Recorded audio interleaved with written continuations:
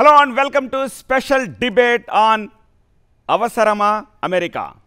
Trump 2.0 version తోటి అమెరికాలో చదువుల కొలువుల ఆశలు గల్లంతవుతున్నాయి. ఇప్పటికే అమెరికా నుంచి 100కు పైగా భారతీయుల్ని పంపించేశారు. రేపో మాపో మరో 487 మందిని వెనక్కి పంపబోతున్నారు. కాళ్ళు చేతులకు సంకెళ్ళు వేసి మరి యుద్ధ విమానాల్లో తరలిస్తోన్న వైనంపై విమర్శలు వ్యక్తమవుతున్నాయి. H1B వీసా హోల్డర్లలో కూడా ఇప్పుడు అలజడి మొదలైంది. ట్రంప్ సంచలన విధానాలు ఇప్పుడు రచ్చగా మారాయి. దాంతో తాజా పరిణామాలు, రాబోయే ప్రమాద సంకేతాలపై చర్చించబోతున్నాం. అవసరమా అమెరికాలో? ఈ డిబేట్లో పాల్గొంటున్నారు మనతో పాటు Vishweshwar Reddy, global Telangana association founder, DC నుంచి మనకి ఇక్కడికి వచ్చారు.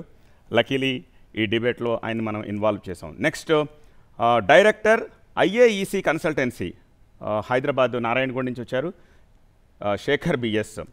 ఈయనకి 11 బ్రాంచెస్ ఉన్నాయి. నారాయణగూడలో వాళ్ళ హెడ్ ఆఫీస్ ఉంది. Next Rahul V. Reddy, immigration attorney, America టెక్సస్లో ఉంటారు. థ్యాంక్ యూ రాహుల్ గారు జాయిన్ అయినందుకు. అలాగే డాక్టర్ మణి పవిత్ర, పరిచయం చేయాల్సిన అవసరం లేదు, మన వన్ ఆఫ్ ది ఎలైట్ ప్యానలిస్ట్లో అనేక సందర్భాల్లో ఆమె మనతో పాటు జాయిన్ అవుతూ ఉంటారు. నెక్స్ట్ జనితా రెడ్డి, ఈమె కూడా ఇమిగ్రేషన్ అటార్నీ, అమెరికా నుంచి వచ్చారు, DC నుంచి.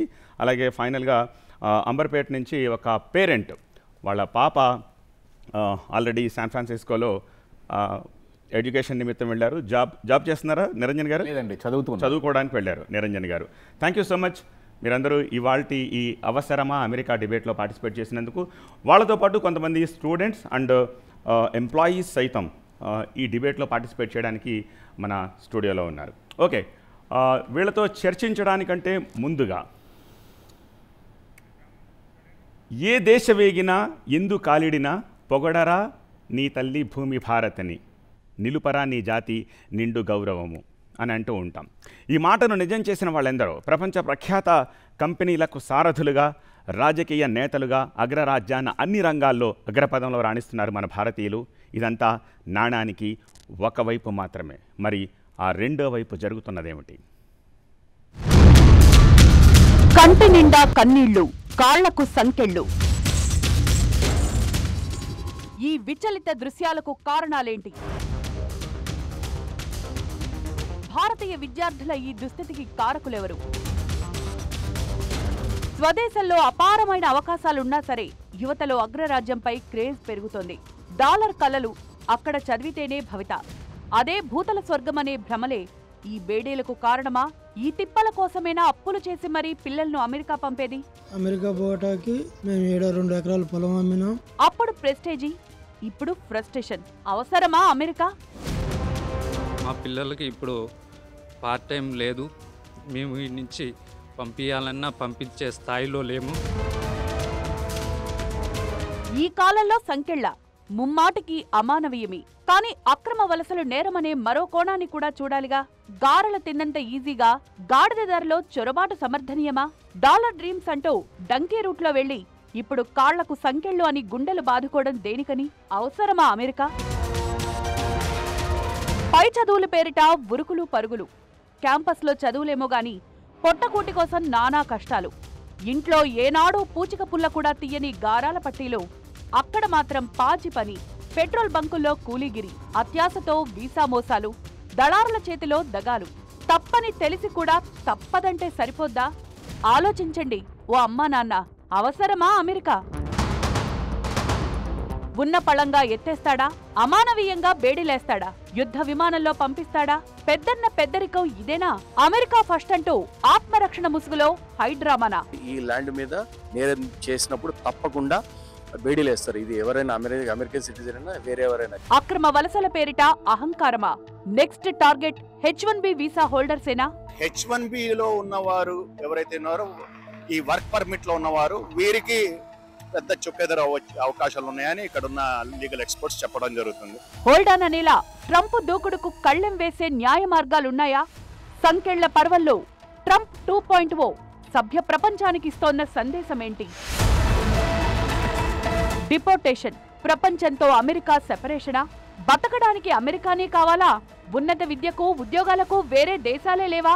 ఆ మాటకొస్తే ఉన్నత విద్యకు మన దేశం ఏం గొడ్డుపోయిందని వద్దని వెళ్లగొట్టినా సరే $4 కోసం బాంచన్ కాల్ముక్త అనే బానిసత్వ మనస్తత్వం ఎందుకు? వాడి కాళ్ళు గడ్డాలు పట్టుకుని USA ఎందుకు? జర్మనీ లాంటి ఎన్నో దేశాలున్నాయి కదా. 2.0లో టెంపర్తనం మరింత ముదిరిందని తిట్టిపోదురుగాక ట్రంప్ను. మరి ఈ పరిణామాల వెనక అసలు నిజాలేంటి? అమెరికా అంతే గురు.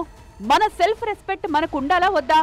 కన్న తల్లి జన్మభూమి స్వర్గం కంటే గొప్పవని మన పూర్వీకులు మనకెప్పుడో చెప్పిన మాటలు గుర్తు రావడం లేదా?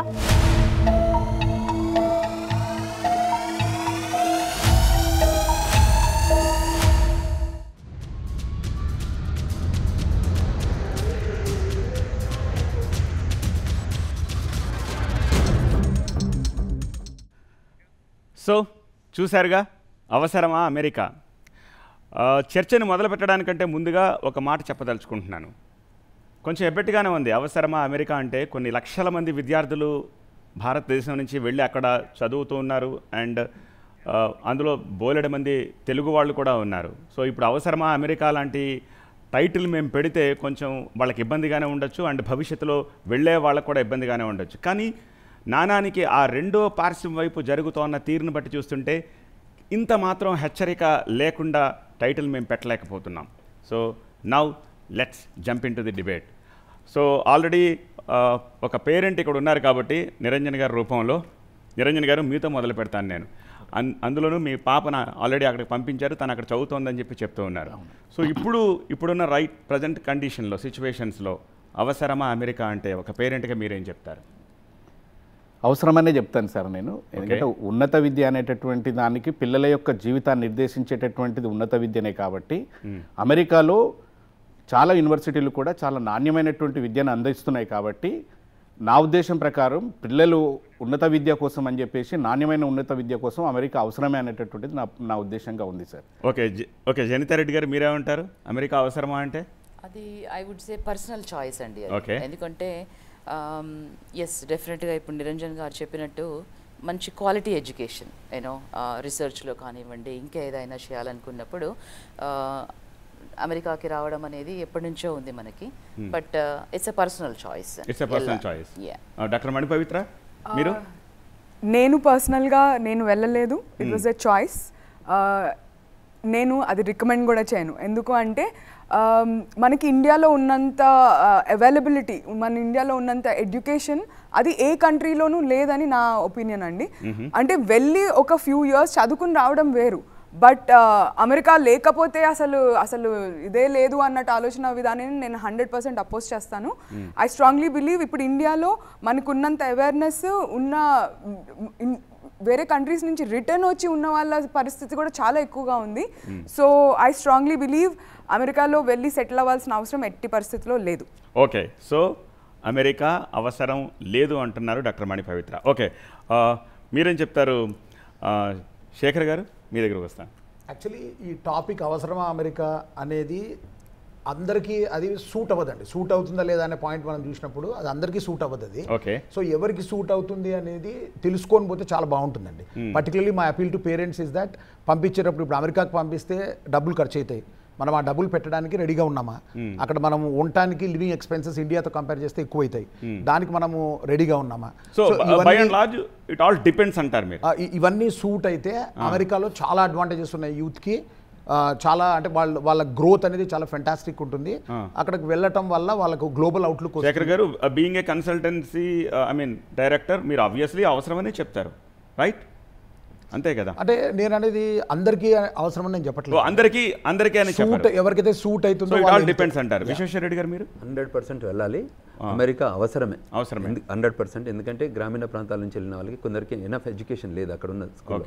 సో వాళ్ళు గ్రామీణ ప్రాంతం నుంచి సిటీకి వస్తారు, సిటీ నుంచి టౌన్కి వస్తారు, టౌన్ నుంచి విదేశాలకు వెళ్తారు.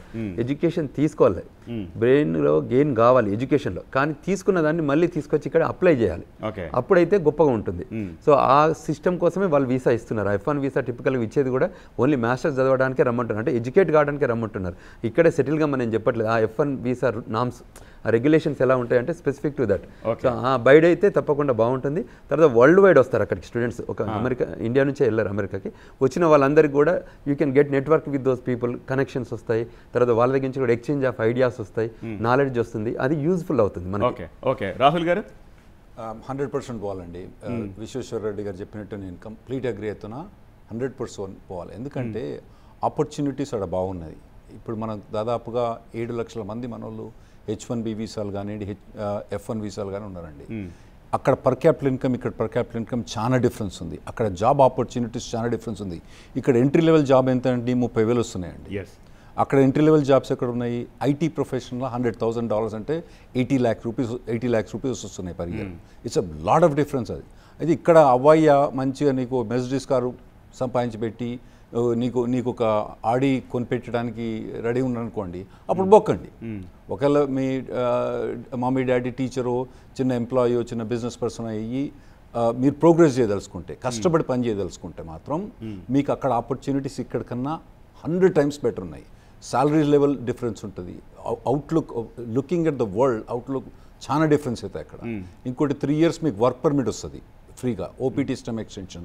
దాంతో మీకున్న ఖర్చులన్నీ ఈజీగా ఎదగలుగుతారు. కానీ ఒక్కటి ఉండాలి, మీరు అక్కడ పోయిన తర్వాత మాత్రం కష్టపడి పనిచేయడానికి పోవాలి తప్పితే, లేదా ఉట్టిగా పోయి ఆడపోయి ఇక్కడ సోమరిపోతే అయ్యి మీ తల్లిదండ్రులు అక్కడ తీసి ఆడేసింది అనుకోండి, మీరు అక్కడ కూడా పనికి రాకుండా అవుతారు.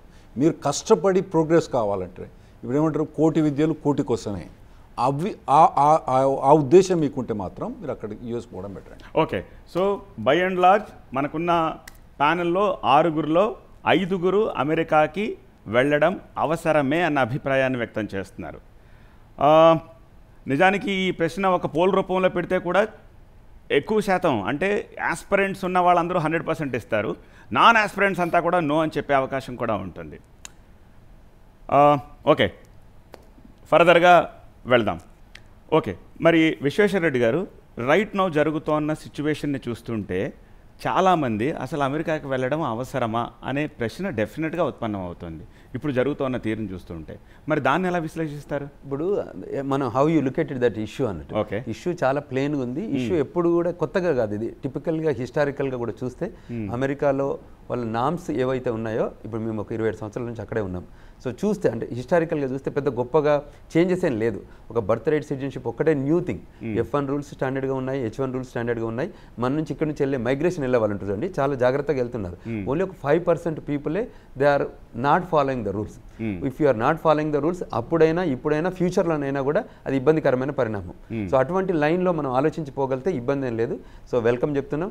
వాళ్ళు ఏదైతే ఇప్పుడు మనలు స్టూడెంట్స్ ఉన్నారు కదా, వాళ్ళు వెళ్ళి పని చేస్తున్నారు కొన్ని స్టోర్లలో అక్కడిక్కడ చేస్తున్నారు, వాళ్ళని డిపోర్ట్ చేస్తున్నారు. అదర్వైజ్ టిపికల్గా మిగతా చదువుకున్న వాళ్ళు, ఆన్ క్యాంపస్ జాబ్ చేసే వాళ్ళు, ఆథరైజ్డ్ వర్క్ ఉన్న వాళ్ళని ఎవరిని కూడా టచ్ చేయట్లేదు.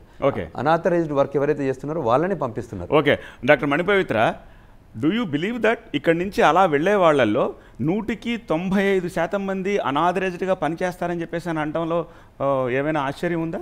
అది I think that's a wrong statement అండి. ఓకే, ఎందుకు అంటే ఇప్పుడు మనం మాట్లాడేది 100 మంది గురించి. ఓకే, బట్ యుఎస్ ఎంతమందిని డిపోర్ట్ చేసిందంటే 15,000 పైన పీపుల్ని డిపోర్ట్ చేసింది. అది ఓన్లీ మన కంట్రీ కాదు, అన్ని డిఫరెంట్ కంట్రీస్కి పంపించింది, హైయెస్ట్ మెక్సికోకి పంపించింది. సో మనకి ఇండియాలోంచి మెజారిటీ యూఎస్కి వెళ్ళేది స్కిల్డ్ వర్కర్సే ఎక్కువ వెళ్తారు. బట్ ఎస్పెషలీ మన తెలుగు స్టేట్స్ నుంచి మేజర్గా స్కిల్డ్ వర్కర్సే వెళ్తారు. మనకి నార్త్ ఇండియాలో మీరు చూస్తే గుజరాత్ కానీ, హర్యానా కానీ, ఇలాంటి స్టేట్స్ నుంచి, చండీగఢ్, ఆ స్టేట్స్ నుంచే ఇల్లీగల్ ఇమిగ్రెంట్స్ అనేది వెళ్తారు. ఇప్పుడు మీరు 100 మందిని కూడా చూస్తే మొత్తం ఆ పార్ట్ ఆఫ్ ద కంట్రీ నుంచి వెళ్ళిన వాళ్ళే తప్ప మన తెలుగు రాష్ట్రాల నుంచి ఎవరు లేరు. So there are 3 kinds of illegal immigrants.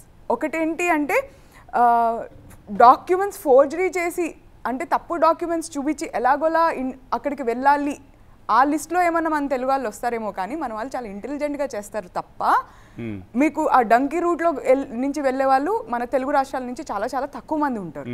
And 3 types of immigrants అండి యూఎస్లో మనకి. ఇల్లీగల్ ఇమిగ్రెంట్స్ గురించి నేను మాట్లాడుతున్నాను. First type of illegal immigrants ఎట్లా అంటే, మన విజిటింగ్ వీసా తీసుకుని ఆ విజిటింగ్ వీసా మీద ఉండిపోయి 2 to 3 years ఉండి అక్కడ లోకల్గా ఎవరైనా దొరికితే పెళ్లి చేసుకుని అక్కడ సెటిల్ అయిపోయే రకం ఒక type. Second type donkey route, which is completely illegal. అంటే నువ్వు వేరే కంట్రీకి వెళ్ళి ఆ కంట్రీ ద్వారా వేరే పాస్ తీసుకుని యూఎస్లోకి మైగ్రేట్ అవ్వడం సెకండ్ రూట్. థర్డ్ రూట్ ఏంటంటే నువ్వు రాంగ్ డాక్యుమెంట్స్ చూపించి, అంటే లేని ఎక్స్పీరియన్సో లేని క్రెడెన్షియల్సో చూపించి యూఎస్కి వెళ్ళే వాళ్ళు థర్డ్ రూట్. మన తెలుగు రాష్ట్రాల నుంచి ఫస్ట్ 2 రూట్స్ కన్నా థర్డ్ లో వెళ్ళే వాళ్ళు ఎక్కువ అని నా ఉద్దేశము. అది మీరు చెప్పాలి సార్ ఓకే ఓకే. నా పాయింట్ ఏంటంటే ఇక్కడ ఫర్ ఎగ్జాంపుల్ వర్క్ చేసే వాళ్ళని ఒక సేవ్ పక్కన పెడదాం, చదువుకోవడానికి ఇక్కడి నుంచి వెళ్తున్నారు కదా, అలా వెళ్ళే వాళ్ళలో 100కి ఒక 95% 98% మంది అక్కడ పని చేస్తున్నారా లేదా చదువుకుంటూ అనేది నా పాయింట్. అది రాహుల్ అబ్సల్యూట్లీ రాంగ్ అండి. రాంగ్ అండి, అబ్సల్యూట్లీ రాంగ్. 100కి 2% ఇల్లీగల్గా పనిచేస్తున్నారు, 100కి 98% పని చేస్తున్నారు. కానీ ఓపీటీల మీద వాళ్ళకి వర్క్ పర్మిట్ ఉండి ఇంటర్న్షిప్స్ ఉంటాయి వాళ్ళకు. ఆ ఇంటర్న్షిప్స్లో పనిచేసిన తప్పేం లేదు. 2 to 3% ఈ గ్యాస్ స్టేషన్లో వీళ్ళు పనిచేస్తాను.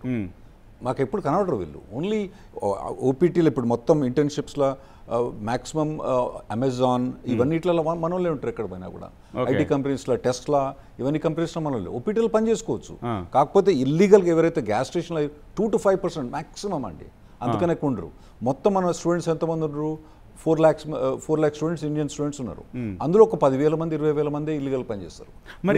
మరి ఇక్కడ నుంచి వెళ్ళిన వాళ్ళంతా ఎవరు పక్క రాష్ట్రాల సంగతి వదిలేసేయండి, తెలుగు రాష్ట్రాల నుంచి వెళ్ళే వాళ్ళలో మెజారిటీ వెళ్ళే వాళ్ళు బ్యాంక్ లోన్ తీసుకుని వెళ్తారు. ఆ బ్యాంక్ లోన్ తీసుకుని వెళ్ళే వాళ్ళు ఈఎంఐలు కట్టడం కోసం వాళ్ళు ఏం చేస్తారు, అక్కడ పనిచేసి ఆ డాలర్లను ఇక్కడికి ఇండియా పంపించి త్రూ దట్ బ్యాంక్ లోన్ తీసుకుంటూ ఉంటారు, బ్యాంక్ లోన్ కడుతూ ఉంటారు. So maximum to maximum work చేస్తారనేదే కదా మాకు తెలుస్తున్న ఇన్ఫర్మేషన్. వర్క్ చేస్తారని చెప్తున్నా. శేఖర్ గారు మీరు చెప్పాలి. నేను కూడా వర్క్ చేస్తారని చెప్తున్నా. కానీ work OPT period work allowed ఉంటుంది. ఓపీటీ పీరియడ్ గురించి కాదు నేను మాట్లాడేది. నేను అనేది చదవడానికి వెళ్ళినప్పుడు కేవలం చదువుకే పరిమితం అవ్వాల్సిన వాళ్ళు పని చేయడం నిషేధం అన్న చోట కూడా పని చేస్తున్నారు కదా, నా పాయింట్ అది. లేదా డిసగ్రీ అండి శేఖర్ గారు. యాక్చువల్గా లోన్ తీసుకున్నప్పుడు 2 ఉంటాయండి ప్రొవిజన్స్. ఒకటి ఏంటంటే you can start paying the EMI after you complete the course and then 1 year time will be given to you.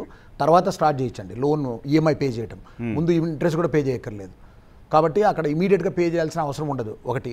రెండోది మీరు అడిగిన పాయింట్కి కాదు, ఇమీడియట్గా పే చేయాల్సిన అవసరం ఉందా లేదా అనే దాన్ని బట్టి విద్యార్థి వెయిట్ చేస్తాడా?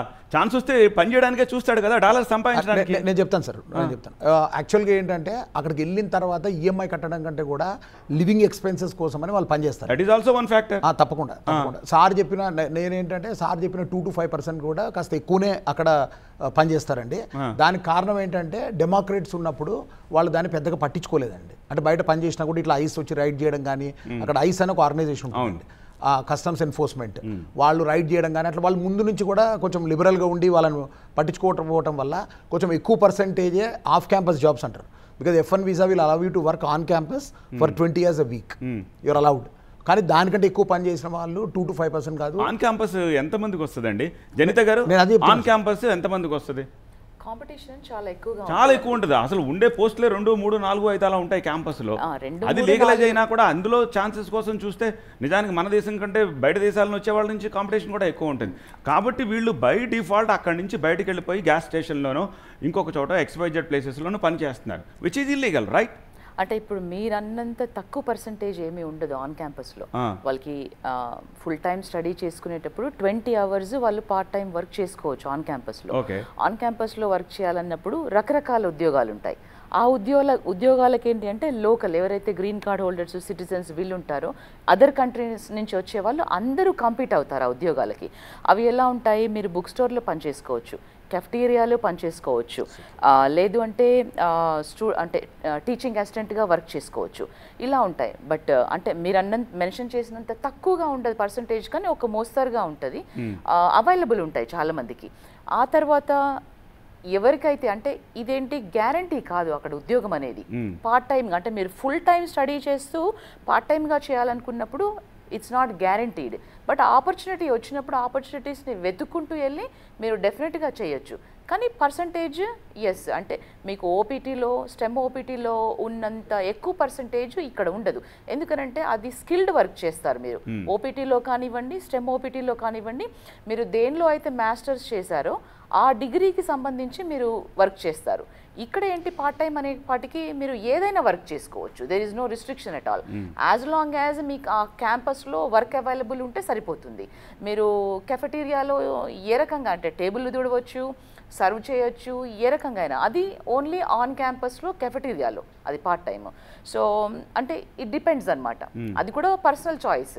ఇప్పుడు ఇక్కడ నుంచి మీరు F1 తీసుకొని యునైటెడ్ స్టేట్స్కి వెళ్తున్నారు అంటే మీరు రిక్వైర్మెంట్స్ మీట్ అయ్యారు, మీకు వీసా ఇచ్చారు అంటేనే you met the educational requirements, you met the financial requirements.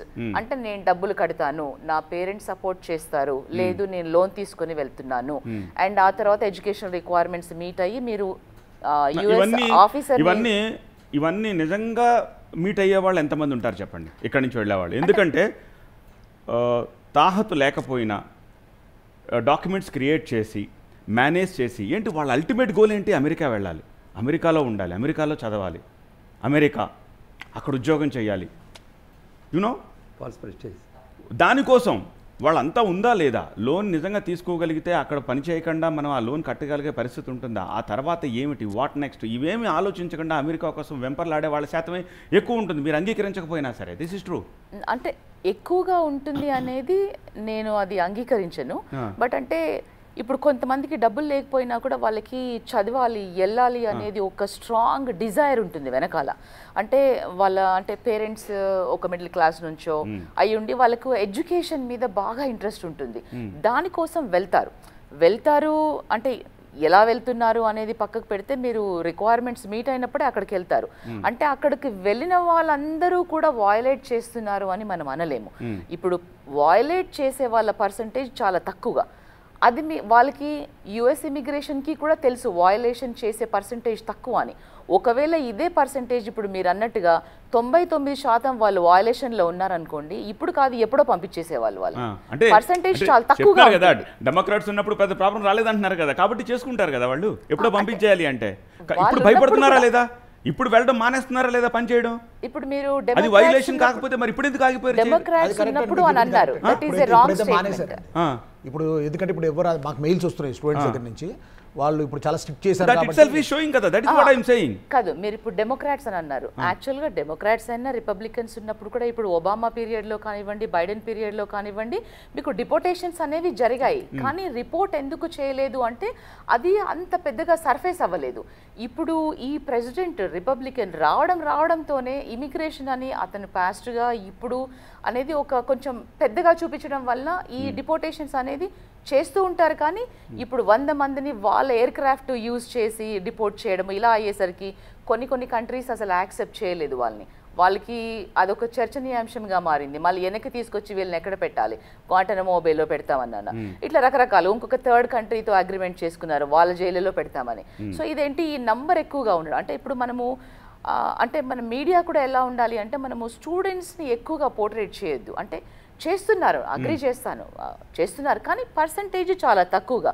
ఆ పర్సంటేజ్ ఎక్కువైనప్పుడు ఏ గవర్నమెంట్ అయినా కానివ్వండి డెఫినెట్గా డిపోర్ట్ చేస్తుంది.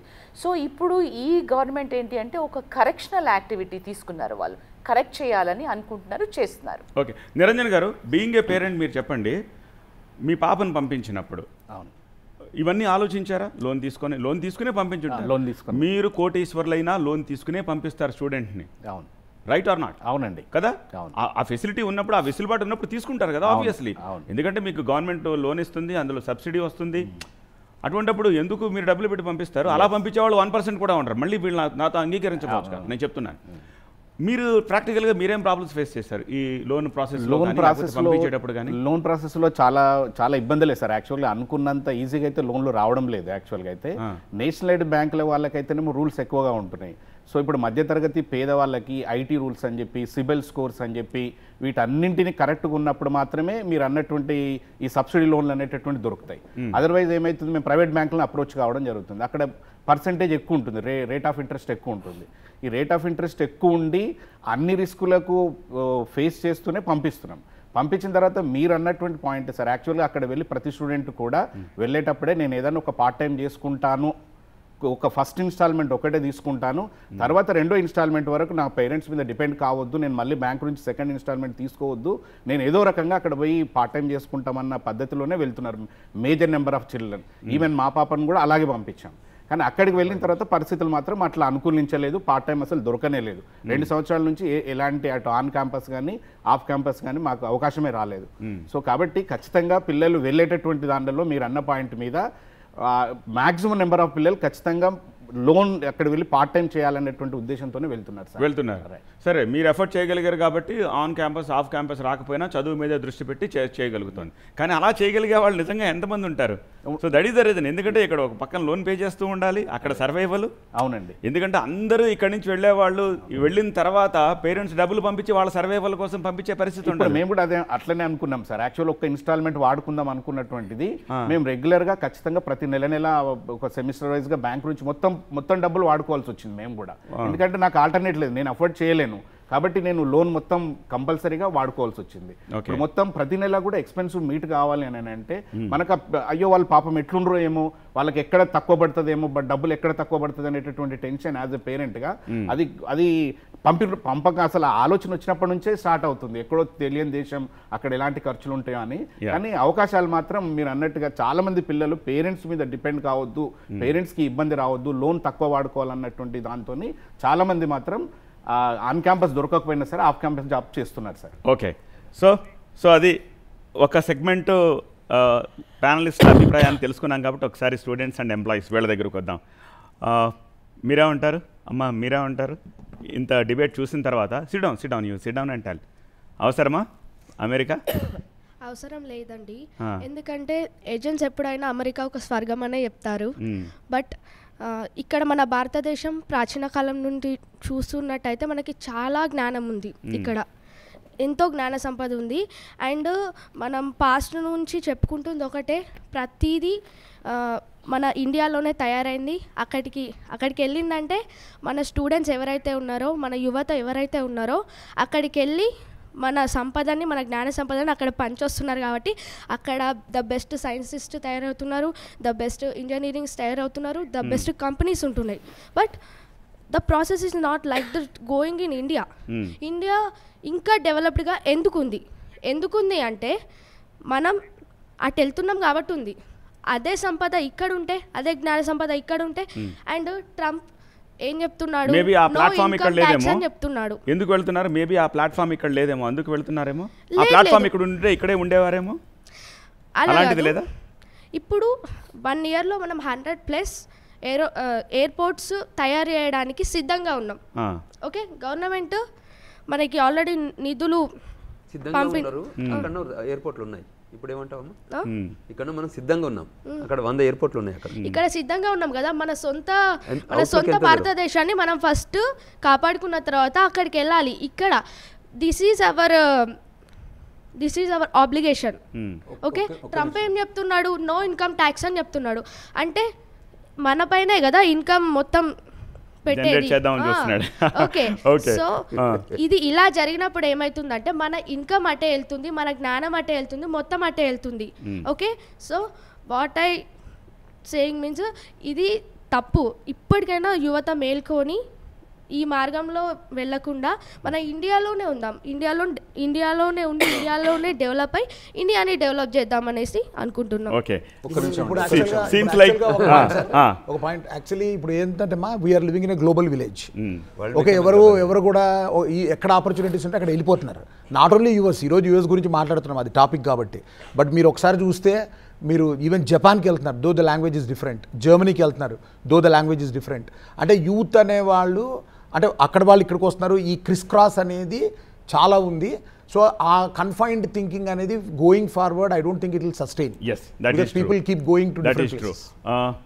మీరు ఎవరైనా కొంచెం పాస్ చేయండి mike. What do you say? అవసరమా అమెరికా? అయితే అమెరికా అవసరమా అని మనం మాట్లాడుకుంటున్నప్పుడు అక్కడ వెళ్ళాల్సిన అవసరం ఏందనేది మనం చూసుకుంటే, అంటే వెళ్తున్న పర్పస్ గురించి ఫస్ట్ ఆలోచించాలి మనం.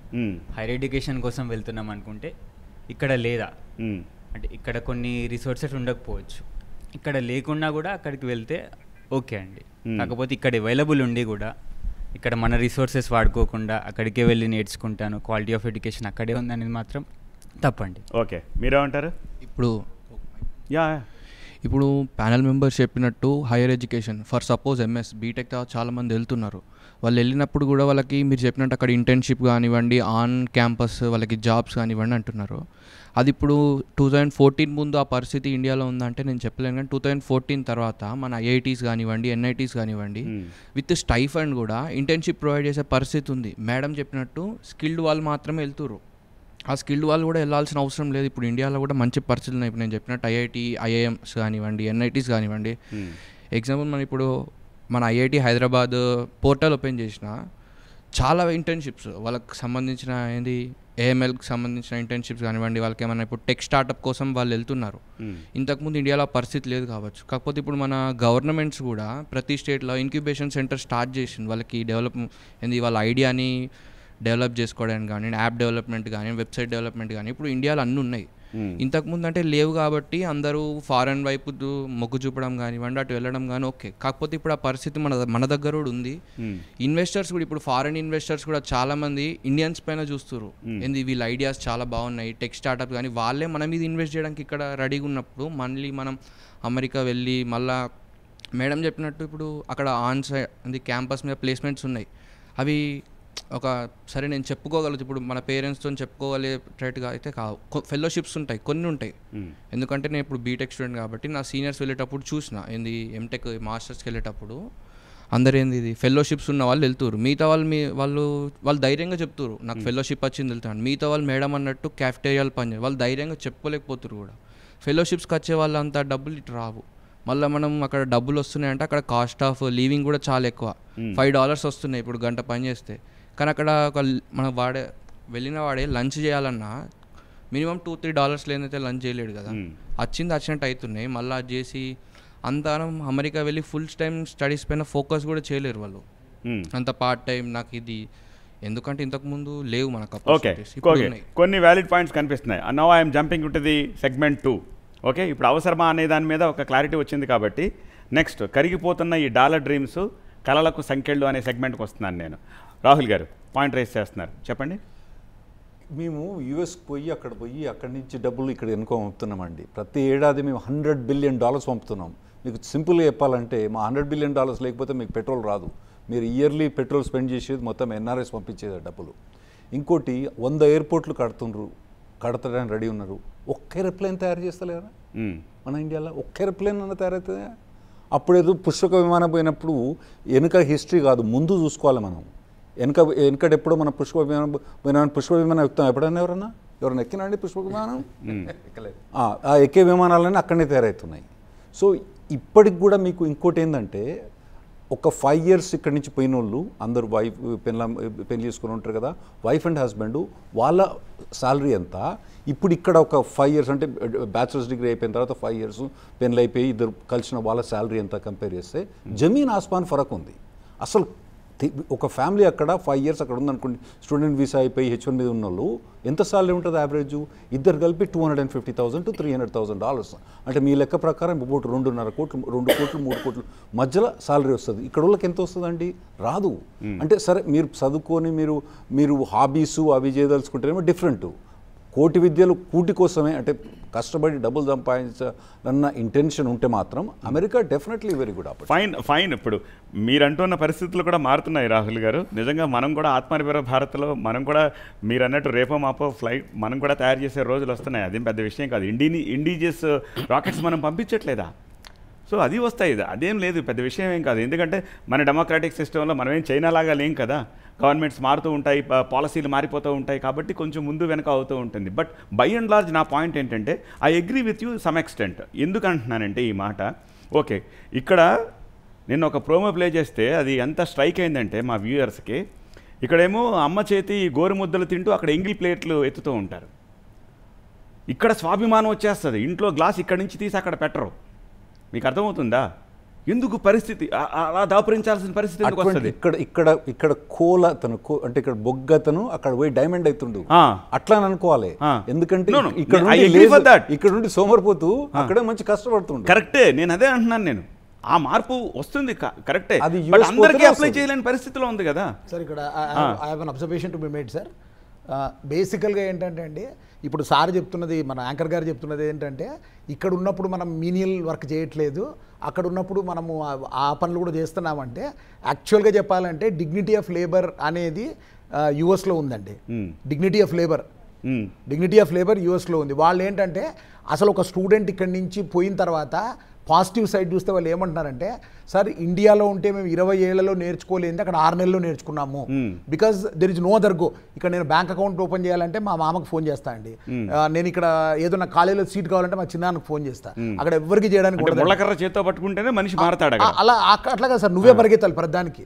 అంటే ఇండిపెండెన్స్ అనమాట. అక్కడ మీకు అవకాశం లేదు, చాయిస్ లేదు. చాయిస్ లేదు కదా సార్. దానివల్ల వాళ్ళు ఇండిపెండెంట్ అయ్యి వాళ్ళ ఎప్పటికైనా కూడా మన పని మనం చేసుకుంటే వచ్చే కాన్ఫిడెన్స్ అనేది రాదు. ఇప్పుడు టైర్ పంచర్ అయిందంటే ఇక్కడ కులాల పరంగా నేను ఆ కులము నేను చెయ్యను అనే వాళ్ళు ఉన్నారండి. అక్కడ అట్లా కుదరదు. నువ్వు ఏ కులం అయినా సార్ చెప్పండి సార్, మీరు అక్కడ ఉన్నారు అంటే ఏ కులమైనా ఏదైనా వంగి దాన్ని ఓపెన్ చేసుకొని టైర్ వేసుకోవాలి. సో దానివల్ల మనిషిలో పరివర్తన వచ్చి ఖచ్చితంగా నెక్స్ట్ లెవెల్కి పోవడానికి ఉంటుంది. దాన్ని నెగిటివ్గా పోర్ట్రే చేస్తున్నారు. ఏంటంటే ఇదేదో అక్కడ పోయిన తర్వాత మేము ప్లేట్లు కడుగుతున్నాము, ప్లేట్లు కడిగితే తప్పేంటండి నాకు అర్థం కాదు. ఇక్కడ మనం కడగకపోవడం తప్ప యాక్చువల్గా చెప్పాలంటే.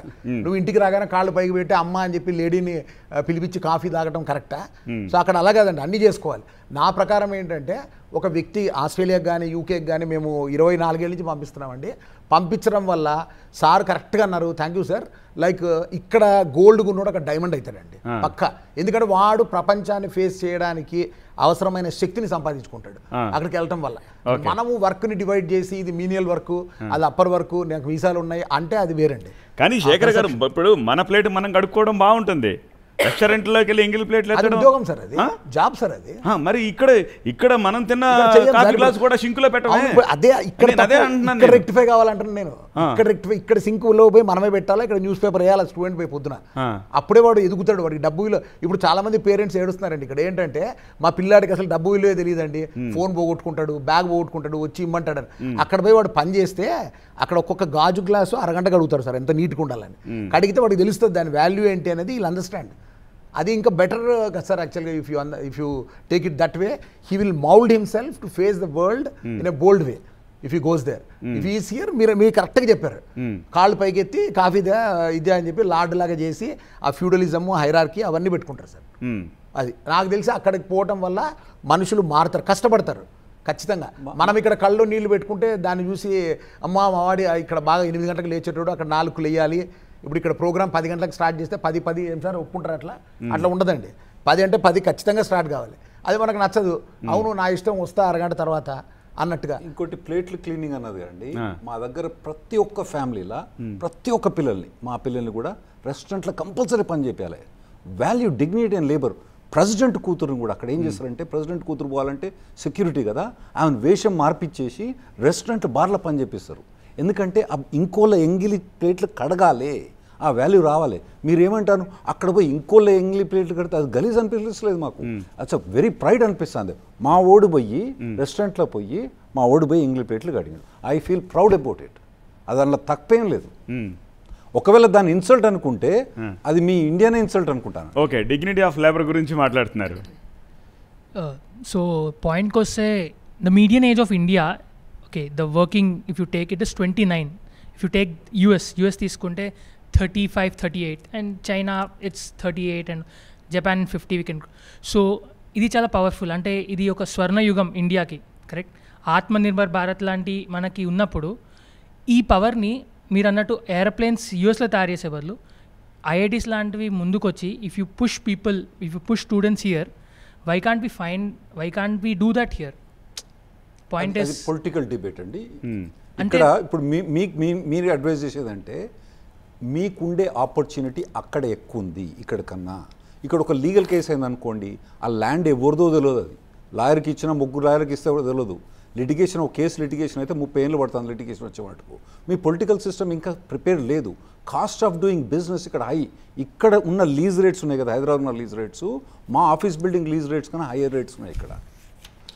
కరెక్ట్గా చెప్తున్నాడు సార్. ఆయన ఏమంటున్నా అంటే is expressing is wish. That's different issue. ఒక నిమిషం సార్, ఆయన మీరు అంటుంది ఏంటంటే ఐఐటీలలో అలాంటి పరిస్థితి తీసుకొని వస్తే ఐఐటీ బ్రెయిన్స్ అక్కడ పోయి పర్ఫామ్ చేయని వాళ్ళు ఇక్కడ ఎవరు చెప్పరు అంటే, సార్ ప్రతి జనరేషన్ కూడా ఒక 20 ఏళ్ల పాటు ఆగరండి వాళ్ళు ఏమనుకుంటారు, which ever is the best platform, let me go and work there. So మీరు చెప్పింది కరెక్ట్. కానీ ఇక్కడ ఎలా ఉందంటే పరిస్థితి, అలాంటి పరిస్థితులు రావటానికి India is definitely growing, India is definitely shining. కానీ ఇంకొన్ని రోజులు పడుతుంది ఇంకా ఆ లెవెల్కి పోవటానికి. అప్పటిదాకా ఇప్పుడు నేను ఉన్నాను సార్, మీరే ఉన్నారు, యువర్ 25, 30, ఇంకా 20 ఏళ్ల తర్వాత డెవలప్ అవుతుంది మీరు ఉండు అంటే your life is gone. So people now are flying there for a greener pasture. అది పాయింట్ అనమాట. సో ఇక్కడ మీరు అన్నట్టుగా ఏరోప్లేన్ తయారు చేయడానికి అవసరమైన వేర్వితాల్, ఆ టెక్నాలజీ, తర్వాత ఇన్ఫ్రాస్ట్రక్చరు క్రియేట్ అవ్వాలి అనే అంబియన్స్ ఈకో సిస్టమ్ రావడానికి ఇంకా టైం పడుతుంది. కాబట్టి ఇంకా పోవడం డెఫినెట్గా ఇండియా గ్రో అవుతుందండి. ఇండియాలో బ్రెయిన్ డ్రెయిన్ తగ్గుతుంది, బట్ ఇల్ టేక్ టైం. కానీ ప్రపంచం అంతా కూడా ఇప్పుడు ఎలా ఉందంటే, ఇప్పుడు అక్కడోళ్ళు కూడా ఇక్కడ రావడానికి రెడీగా ఉన్నారండి. అక్కడోళ్ళు కూడా ఇక్కడ రావడానికి రెడీగా ఉన్నారు. If India goes to that level, they are prepare to come here. ఎందుకు యూరోప్కి వెళ్తలేరండి యూఎస్ నుంచి? అంటే క్రిస్ క్రాస్ ఉంటుంది. For example, last point sir, for example I tell you, there are some countries like Germany which are great for automotive manufacturing. For example, you take even South Korea for that matter. Lot of cars get manufactured. You are expert in manufacturing cars. You prefer to go there because that is the right destination for you. And India is good for software. People from other countries might come to India. So ee criss-cross anedi continue avutundandi. అంటే ఇక్కడ problem ఏంటంటే education అనేది they putting it as a thing. అక్కడ యూఎస్కి వెళ్ళాలి మార్గం education ద్వారా వెళ్ళి, ఇందాక మీరు మాట్లాడుతున్నప్పుడు people are only having 20 hours legal to work. But ఎందుకు students are choosing to work cash in hand jobs, kitchen platforms మీద వర్క్? ఐఎమ్ నాట్ టెలింగ్, అంటే I agree that dignity of labour is there in US, that should be here in India. But ఎందుకు అట్లా? అంటే ఇది ఒక reason. ఇప్పుడు okay, నా పక్కన ఇంటివాడు వెళ్ళాడు యూఎస్కి, నేను వెళ్ళాలి యూఎస్కి, అంటే అది ఒక సోషో ఎకనామిక్ ఫియర్ అయిపోతుంది. చూసారా, correct point. Exactly correct point. ఇప్పుడు నా విశ్వేశ్వర రెడ్డి గారు, నా పాయింట్ అదే. మీరేమో దాన్ని డిగ్నిటీ ఆఫ్ లేబర్ అంటారు, ఇక్కడేమో అల్లారు ముద్దుగా పెరిగి అక్కడ దైన్యంగా గడుపుతున్నారు అన్న ఫీలింగ్ కలుగుతుంది కదా చూసే వాళ్ళకి. మీరు దాన్ని డిగ్నిటీ ఆఫ్ లేబర్ అనొచ్చు కదా. ఫర్ ఎవర్ అలా ఉంటారు కదా సార్, అది ఓన్లీ పాసింగ్ మెన్షన్. అది కొద్ది రోజులు అలా ఉంటారు సార్. నేను చెప్తాను సార్, ఫస్ట్ టైం నేను యూఎస్కి వెళ్ళినప్పుడు నా ట్యాక్సీ డ్రైవరు, నాకు తెలియదు ఆయన ఎవరో, నేను ఆయన ట్యాక్సీ డ్రైవర్ లాగా ట్రీట్ చేసి మధ్యలో అడిగా, సార్ మీరు ఏంటంటే, sir I finish my PhD in molecular biology in University of Cincinnati, but right now because I've got a gap in my job, I'm driving the car. It's as simple as that. So నేనేమంటానంటే, మీరు చెప్తున్నట్టు అలా ఉంటే ఎవరు వెళ్ళరండి అక్కడ. వాడు life long డ్రైవర్గా, లైఫ్ లాంగ్ డిష్ వాషర్గా ఉంటే అక్కడ ఉండరండి. అది కొంత ఫేజ్. దాని తర్వాత again he'll go to white collar job and then he'll earn lot of money, he'll buy a villa, he'll improve himself. Okay, Vishweshwara Reddy పాపం ఆయన he got a valid point. మనం ఓపెన్గా హానెస్ట్గా మాట్లాడుకుందాం. The whole concept of this meeting ఇది to connect our people. Exactly, మనం వాళ్ళ bottom up రూట్లో మనం కనెక్ట్ కావాలి. అక్కడ జరుగుతున్న సంఘటనలు ఏంటి, మనం ఇక్కడ కమిట్మెంట్ ఏమి ఇచ్చాం, అక్కడికి వెళ్ళిన తర్వాత మనం ఏం చేయబోతున్నాం. ఈ F1 స్టూడెంట్స్ అక్కడ వెళ్ళిన తర్వాత మేజర్గా వాళ్ళు వెళ్ళే కాన్సెప్ట్ ఏంటంటే హిస్టారికల్. F1 ఇదేంటి స్టూడెంట్ ప్రోగ్రామ్ ఇవాళ నిన్న ట్రంప్ వచ్చిన తర్వాత స్టార్ట్ చేయలేదు కదా, హిస్టారికల్గా ఉంది. చాలామంది F1 స్టూడెంట్ వీసా తీసుకొని వెళ్ళారు. ఇప్పుడు జరుగుతున్న ప్రాబ్లమ్స్ ఏంటంటే, మన వాళ్ళ మైండ్ సెట్ మారాలి, పిల్లల మైండ్ సెట్ మారాలి, పేరెంట్స్ మైండ్ సెట్ మారాలి. వాళ్ళు ఎక్కడ గ్యాప్ వచ్చిందంటే, ముందుకు దీనికి గ్యాప్ ఏంటంటే, ఇప్పుడు వెళ్ళిన వాళ్ళు ఏంటంటే, అది they are feeling that is the right to go and work. తర్వాత cash always there, because middle class families నుంచి వచ్చిన వాళ్ళు, రూరల్ బ్యాక్గ్రౌండ్ నుంచి వచ్చిన వాళ్ళు ఏంటంటే అదొక ఆపర్చునిటీ అనుకుంటున్నారు. వెళ్ళేటప్పుడు వెళ్ళి అది ఒక ప్రైడ్గా ఫీల్ అవుతున్నారు. But that is a violation of the rules. There is the rules ఉంటాయి కదా, ఇక్కడ మనకి IPC రూల్స్ ఎలా ఉన్నాయో అక్కడ కూడా ఇమిగ్రేషన్ నేషనాలిటీ యాక్ట్ రూల్స్ ఉంటాయి. రూల్స్ని వయలేట్ చేసిన వాళ్ళు ఎప్పుడు యాక్సెప్టబిలిటీ ఉండదు. సో తప్పకుండా అవి ఫాలో అయితేనే మనం అక్కడ ఉండాలి, లేకపోతే రావాలి. ఇంకోటి ఎడ్యుకేషన్ గురించి అన్నారు, బ్రెయిన్ గెయిన్ అండ్ ఇప్పుడు బ్రెయిన్ డ్రైన్ అయినా కూడా ఇప్పుడు గెయిన్ అవుతుంది మళ్ళీ. World become a global village. మనం ఈ మధ్య ఒక డిస్కషన్ అవుతే, I visited one of the island country. Island కంట్రీలో కూడా మన వాళ్ళు వెళ్ళి అక్కడ పనిచేస్తున్నారు. అంటే ఒక అమెరికా ఒకటే కాదు ఆపర్చునిటీ, వాళ్ళు 100 కంట్రీలలో వెళ్ళి జాబులు చేసుకునే ఆపర్చునిటీ. ఎడ్యుకేషన్ కానీ, ఎంప్లాయ్మెంట్ కానీ, మినరల్ ఎక్స్ప్లోరేషన్ కానీ, ఫార్మింగ్ కానీ, there are plenty of people are travelling. Even African countries వెళ్తే కూడా మన వాళ్ళు అక్కడ ఫార్మింగ్లో ఉన్నారు, మినరల్ ఎక్స్ప్లోరేషన్ చేస్తున్నారు, మైనింగ్ చేస్తున్నారు. అంటే దెర్ ఆర్ గ్రేట్ ఆపర్చునిటీస్ ఉన్నాయి. అమెరికాలో వెళ్ళే స్టూడెంట్స్ దాని మీద బిగ్గర్ కన్సర్న్ ఏంటంటే, because of the Republican party ఇప్పుడు ఏదైతే వాళ్ళు డెసిషన్ తీసుకున్నారో కరెక్షన్ చేయాలి. హిస్టారికల్గా దెర్ ఆర్ మిస్యూజ్ అయింది, ఆ పాలసీస్ మిస్యూజ్ అయ్యాయి, తర్వాత రూల్స్ మిస్యూజ్ అయ్యాయి, దాన్ని వీళ్ళు కరెక్ట్ చేస్తున్నారు. అందులో మనం తీసుకునే మెథడ్లో కూడా కొంచెం పేరెంట్స్ని గైడ్ చేద్దాం, ఎడ్యుకేట్ చేద్దాం. మీరు మాస్టర్స్కి పంపే 2 yearsని మీరు తప్పకుండా ఎంటైటిల్మెంట్, ఎడ్యుకేషన్కి అయ్యే కాస్ట్లను మీరు భరించండి. అక్కడ వెళ్ళి మనం ఆ 2 yearsని చదువుకోవడానికి ఫుల్ టైం ఎడ్యుకేషన్కి వెళ్ళాలి తప్ప part time education full time job కోసం కాదు. తర్వాత ఎట్లాగో మీరు OPT టైంలో మీరు 36 months ఉన్నప్పుడు మీరు అక్కడ పనిచేయండి, తర్వాత H1B ప్రోగ్రాంలో పనిచేయండి. కానీ నేను వెళ్ళడమే మాస్టర్స్ ఫస్ట్ సెమిస్టర్స్ తర్వాత ఒక సెమిస్టరే మా నాన్న డబ్బు ఇస్తాడు, మిగతా సెమిస్టర్స్ అంతా నేను అక్కడ సంపాదించుకొని చేస్తానది, ఆ కాన్సెప్ట్ని తగ్గించుకోవాలని. ఓకే, జనిత గారు మీరు ఒక మాట చెప్పండి. ఇక్కడి నుంచి వెళ్ళేవాళ్ళు అంతా ఏమి టాప్ క్లాస్ యూనివర్సిటీస్కే వెళ్ళట్లేదు.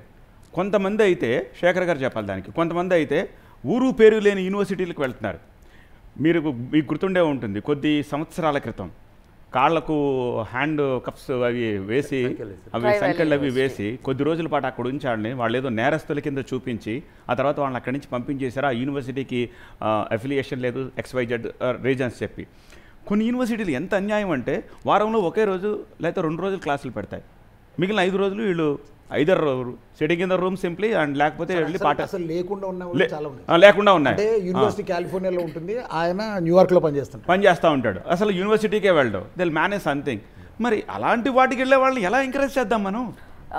మీరు ఎంకరేజ్ చేస్తున్నారు సరే, అమెరికా అవసరం, వెళ్ళాలి, చెయ్యాలి, మారాలి, డిగ్నిటీ ఆఫ్ లేబర్, ఎదగాలి, డబ్బులు సంపాదించాలి, తిరిగి పంపించాలి, గ్రోత్ ఫైన్, బట్ వీటిని ఎలా ఎంకరేజ్ చేస్తాం? అది personal choice. As I said, అంటే ఏ యూనివర్సిటీకి నేను వెళ్ళాలి, నేను ఎలా చదువుకోవాలి, నా గోల్ ఏంటి, నేను ఎలా సెటిల్ అవ్వాలి, ఆ అంబిషన్ హైయర్ ఉందా లోయర్ ఉందా depends on the student. Sir personal choice ఇంకో మాట కూడా చెప్తాను. ఎంతమంది తల్లిదండ్రుల ఇష్టంతో పిల్లలు పర్సనల్ చాయిస్ తీసుకుని వెళ్తున్నారు? నెంబర్ 1. ఎంతమంది పిల్లల ఇష్టంతో తల్లిదండ్రులు పర్సనల్ చాయిస్ తీసుకుని వాళ్ళని ఇక్కడ ఉంచడం లేకపోతే పంపించడం లాంటివి చేస్తున్నారు? That is also matter. అంటే మోస్ట్ ఆఫ్ ద క్వశ్చన్స్, అంటే ఇప్పుడు మీరు అడిగిన దానికి ఐ థింక్ ఈ హైయర్ ఎడ్యుకేషన్లో అనే దాంట్లో పేరెంట్ రోల్ కొంతే ఉంటుంది అని నేను అనుకుంటున్నాను. ఎందుకంటే ఆల్రెడీ ఆ kid adult and parent role ఎక్కడ అంటే ఎలా మేము ఫైనాన్షియల్గా సపోర్ట్ చేయగలగాలి, మీకు మోరల్గా ఏదన్నా ప్రాబ్లమ్స్ వచ్చినప్పుడు ఇలా. కానీ కిడ్ రోల్ ఎక్కువ ప్లే చేస్తాడు. ఎందుకు అనంటే యూనివర్సిటీస్ని రీసెర్చ్ చేయడం కానివ్వండి, అంటే మీ డ్యూ డెలిజెన్సీ ఉపయోగించండి. ఇక్కడ కన్సల్టెన్సీస్ ఏం అడ్వైస్ చేస్తున్నాయి అంటే కొన్నిసార్లు మనం కన్సల్టెన్సీస్ మీద కూడా అబాండాలు వేస్తూ ఉంటాం. బట్ రీసెంట్గా ఒక ఇంటరాక్షన్తో వాళ్ళు ఏం చెప్తున్నారంటే, మేము అక్కడికి వెళ్ళిన తర్వాత కూడా ఇప్పుడు మీరు ఏ రూల్స్ చెప్తున్నారో స్టూడెంట్స్కి ఇల్లీగల్గా వర్క్ చేయొద్దని మేము కూడా అదే చెప్తున్నాం. కానీ స్టూడెంట్ అనే ఒక మనిషి వినట్లేదు. అంటే చాయిసెస్ అంటే ఏంది, నేను హార్వర్డ్కి వెళ్తానా, ఏల్కి వెళ్తానా, ఇంకా ఏ యూనివర్సిటీకి వెళ్తాను, మీరు చూస్ చేసుకునే యూనివర్సిటీని బట్టి మీరు హార్డ్ వర్క్ చేయాల్సి ఉంటుంది అండ్ అలాగే మీకు డబ్బులు కూడా ఖర్చు అవుతాయి. సో నీ చాయిస్ హయ్యర్ లెవెల్ యూనివర్సిటీయా, నువ్వు ఎంత కష్టపడతావు, నీ జీపీ అంటే వాళ్ళ లైఫ్ అలాగే ఉంటుంది. అంటే దే విల్ గెట్ ప్లేస్డ్, మంచి మంచి కంపెనీస్లో ప్లేస్ అవుతారు వాళ్ళు, మంచి జీపీఏ మెయింటైన్ చేసి. ఇలా అంటే వయలేషన్ చేసేమి పని చేయరు. నువ్వు చిన్న యూనివర్సిటీస్ తీసుకున్నప్పుడు వీళ్ళకి ఒకటి ఏంటి అంటే ఆ అడ్వైజ్ అనేది చాలా ఇంపార్టెంట్ అండి. అంటే ఈ పేరెంట్ స్టూడెంట్కి తర్వాత ఈ కన్సల్టెన్సీకి వీళ్ళందరికీ కూడా ఏంటంటే ఒక లీగల్ అడ్వైజ్ చాలా ఇంపార్టెంట్. వీళ్ళేం చెప్తారు, స్టూడెంట్స్ వాళ్ళు అసలు లీగల్ అడ్వైజే సీక్ చేయరు, వాళ్ళు ఫ్రెండ్స్ అడ్వైస్ సీక్ చేస్తారు.